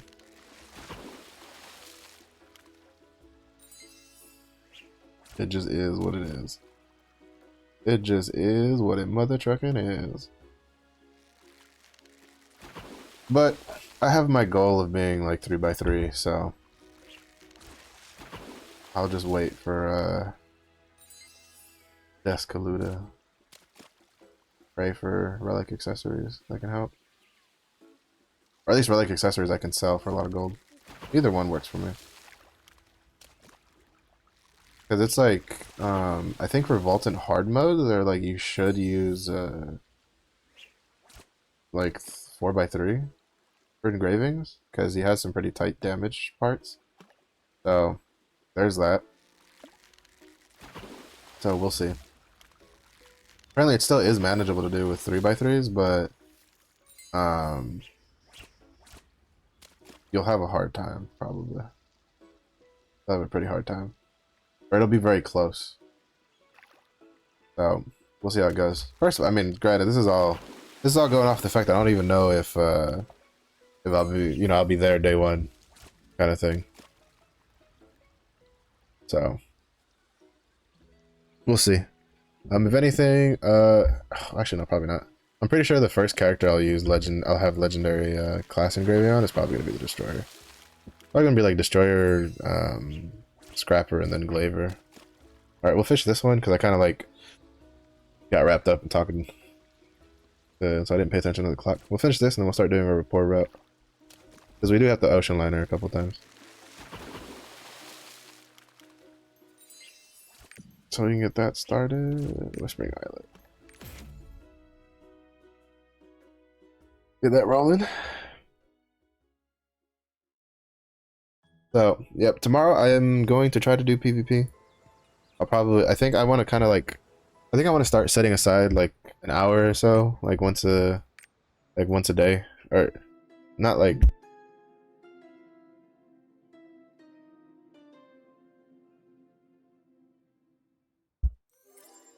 Not like once a day, but like once a week. Like do like an hour or so of PvP to kind of just mix things up.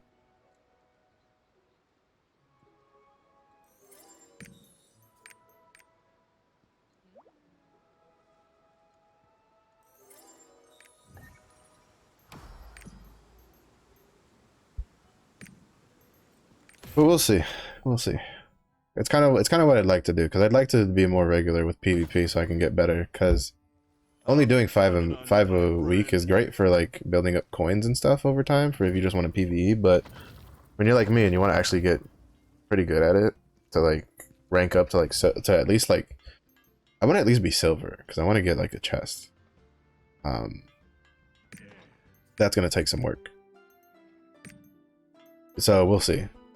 Again, I do think that with we're also almost done with Calvasas, which is nice.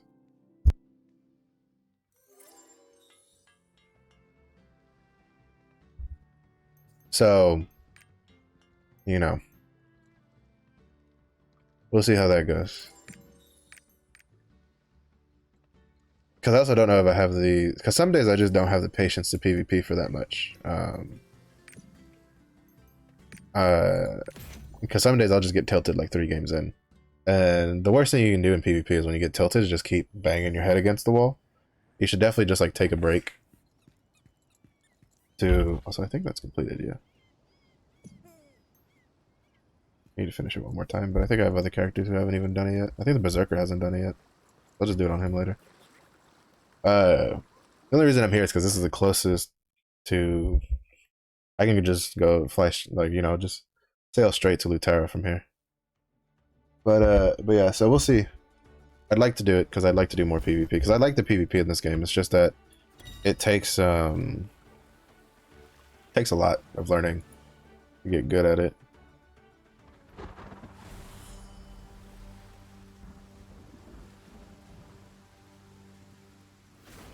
Takes a lot of learning because like I've barely scratched the surface myself. Also, I'm gonna buy the pirate coins, the stones from the pirate coin ship, since we're gonna be in the dock anyway. But yeah, so my rotation right now is Nineveh and Calvasas, which is Whispering Islet and then Hypnos Eyes, followed by Artesian Ore, or however you pronounce it, in Lake Bar, followed by the Ghost Lady in Anika. And then I wrap it up by doing my last 2 songs on Sasha in Arthetine. Because with this rotation, Nineveh, or Nineveh, however the hell it's pronounced, and Calvasas and Sasha are the 3 reporters left who Giant's Hearts I'm missing. And then and the Ghost Lady are for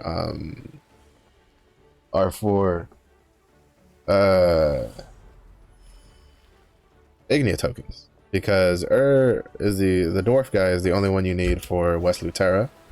So once I get him done, I can then get collectibles and stuff. And then the Ghost Lady, I already have Yule done in Anika, so I only need 2 more done. So the Ghost Lady, I started with her, and then I'll do the other guy I'm missing, and then Anika, I can wrap that up for another Ignia token. I like how I said, like, coming in here that I was gonna go to the pirate coin ship, and I already was about to just, like, autopilot into docking and just going over. Alright, normal, go to the tier 3 stuff, do this shit out.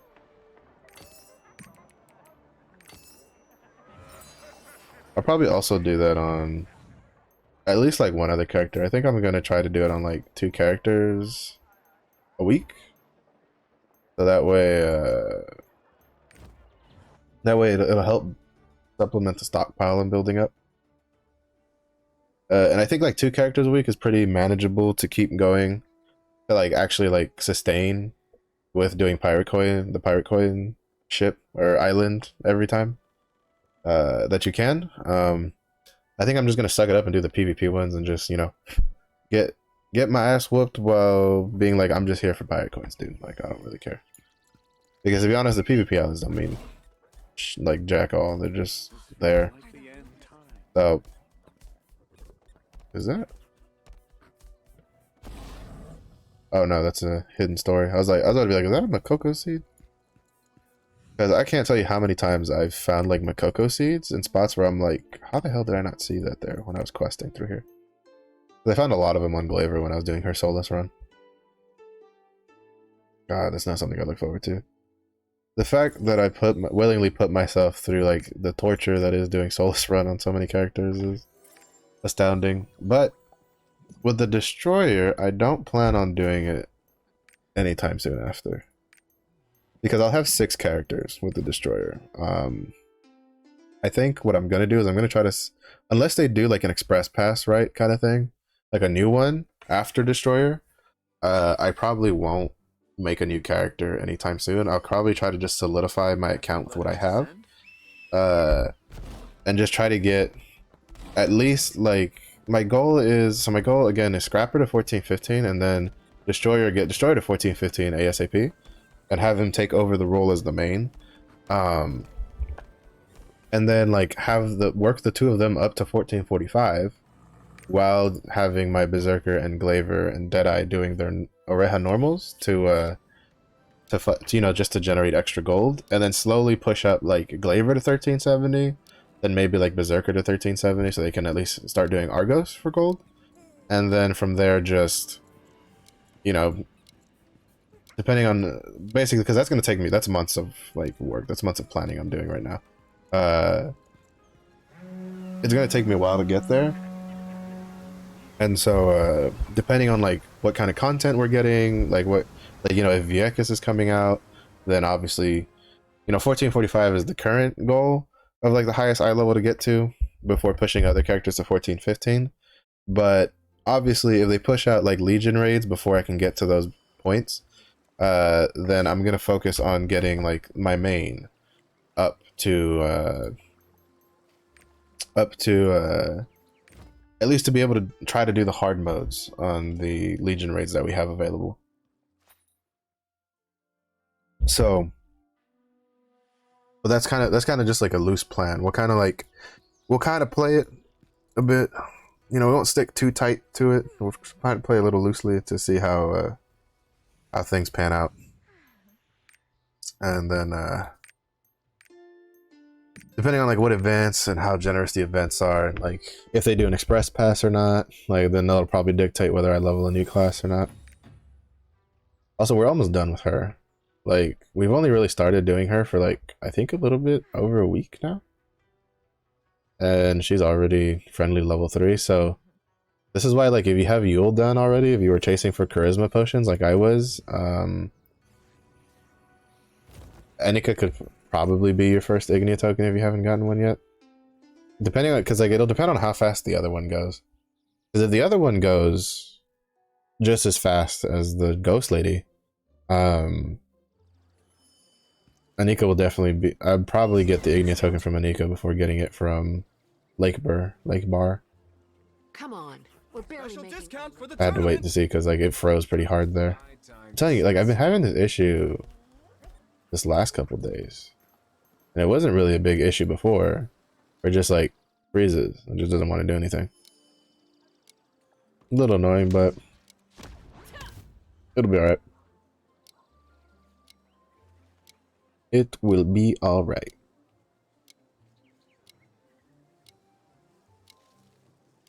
I just realized it's 600 report point. But yeah, so... But that's basically about to be it for the day. There's just gonna be some fishing at the end. Nothing too crazy.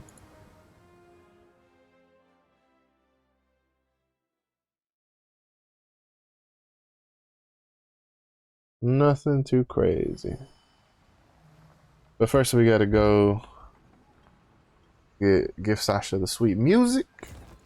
Not to mention though, in case you need gold, Phantom Wing Island is the gold island today. And Phantom Wing I think is closer to Punica. So if you have a tier 3 character, you should be able to get there pretty quick.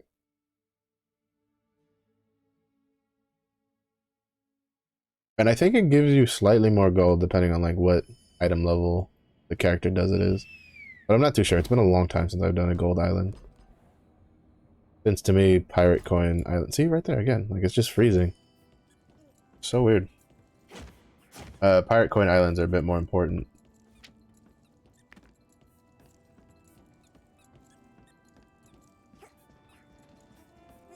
Because they help Welcome. fund the extra materials.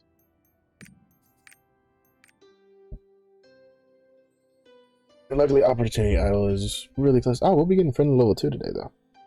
Or, no, we'll get pretty close. It won't be today. Because I think tomorrow I'll get friendly level 2. Which means I'm almost done with Sasha. She only has like 2 more rapport levels to go. You know, again, that is like 2 whole rapport levels, but still better than 4 rapport levels. And 375 here. Yeah, it'll be close, but we'll get it tomorrow. She'll get to friendly level 2. And then after friendly level 2 is just friendly level 3, and then we get our Giant's Heart. That'll be nice. That'll be pretty nice. That means that she'll be done pretty soon after Calvasas, probably. Because Calvasas, I think, is already friendly level 2. Or I think I'm working on his friendly level 3. So, no, I'm on friendly level 2 already with Calvasas, so he should be done here soon. And then I can probably just take his 2 emotes and then use it, just go 4 songs, 4 emotes on Sasha, and kind of like do a pretty decent push on for the last bit. And then from there, kind of just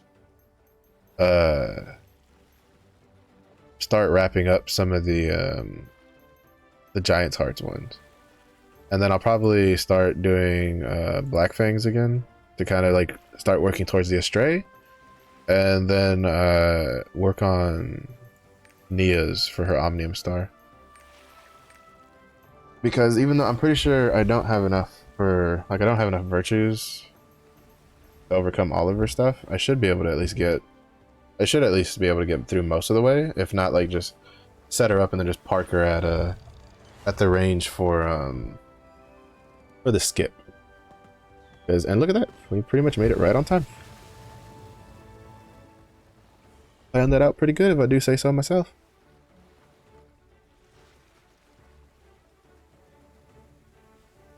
Even though it take like, you know, it takes a minute to get on these islands. But yeah, so now it's just fishing time. So I should get pretty close to finishing the Guild Weekly on this character on here. Alright, I'm gonna check out this dock over here. See if there's not too many people. Or this dock. These are the 2 docks I've had the best luck on. So, as a like gotcha addict, you go to what works, even if it doesn't make sense.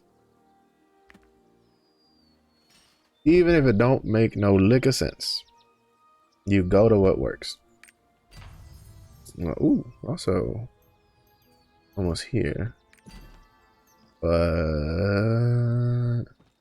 yeah, I mean, I think I'll get it today, but I have to, like, after I do Moke, because you can only do 1 Adventure Island a day, except on the weekends when you can do 2.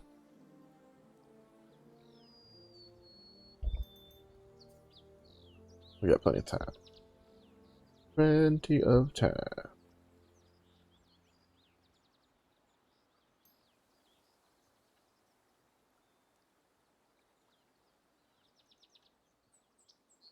I won't lie, I don't really like Opportunity Island at all.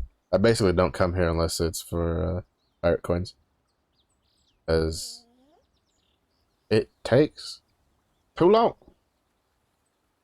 I'd rather be in like if I had the choice, if you gave me like the choice between going to Phantom Wing and coming to Opportunity, I'd go to Phantom Wing. Even though Phantom Wing isn't that much shorter either, because she has like 3 phases you have to fight her through.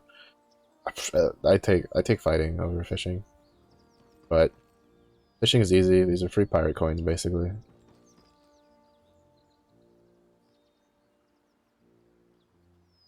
Basically free pirate coins. Time's up. So like about a minute. Then after this, I gotta go rush downstairs and make a big bowl of like pasta to eat. Mamma mia.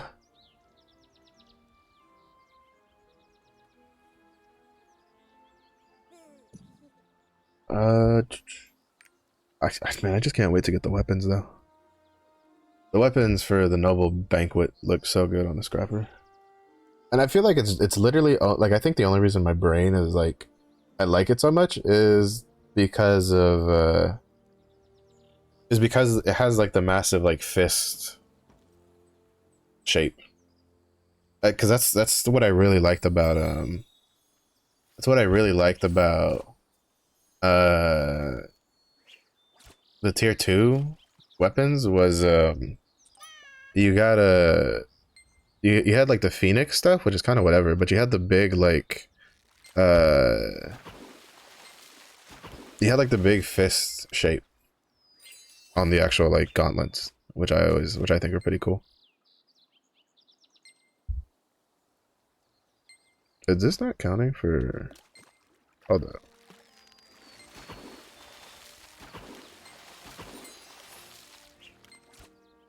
Okay, it is. I was about to be like, is this not counting for the guild mission? I was about to be annoyed.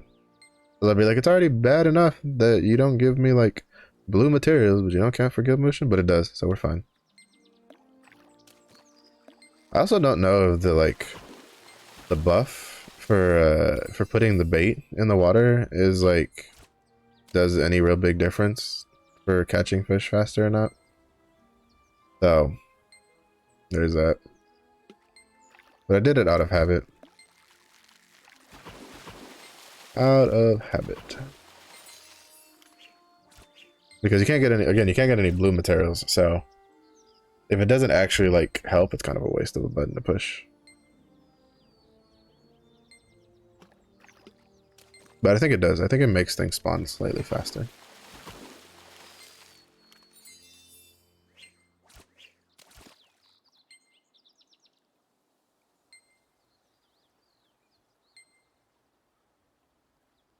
But I'm not sure. I haven't looked into like any of those like details for it. I'm pretty sure there's probably like a Reddit post out there about like this is what you need to do if you want to win, or like have the best chance to win for Opportunity Isle. Those fishing thing, because I'm pretty sure there's like some RNG involved. But I don't care.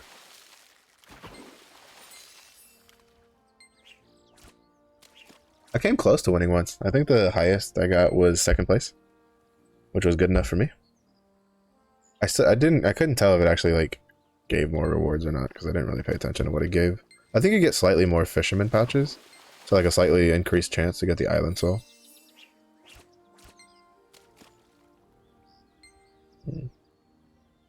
I might be able to finish it here. My guild mission, my guild weekly at least. Probably not. I think I'll get close to finishing because it's going pretty quick. Going pretty quick. Yep. Yeah, so we get 1. Yeah, so you get slightly more. You get 2 for 2nd and 3rd, and then you get 3 for 1st place. But did we get the island soul? Oh, well, we got more pirate coins now. Well, that's basically going to be it for the stream. So thanks for watching. If you are watching this on the VOD on either Twitch or YouTube, thanks for making it this far. If you like what you see, you know, maybe come hang out. I stream on Twitch from Monday through Friday from 2 p.m. to 6 p.m. Central. Little caveat is tomorrow I might start the stream a little later just because, you know, having to take the dog to the vet that early I like my sleep. I might take a nap when I come back. But yeah, so thanks for watching. You know, kind of just still in a I think I'm going to try to do some PvP tomorrow just to break up all the mat hoarding and farming. But that's about it. So thanks for watching. I'll catch you guys on the next one.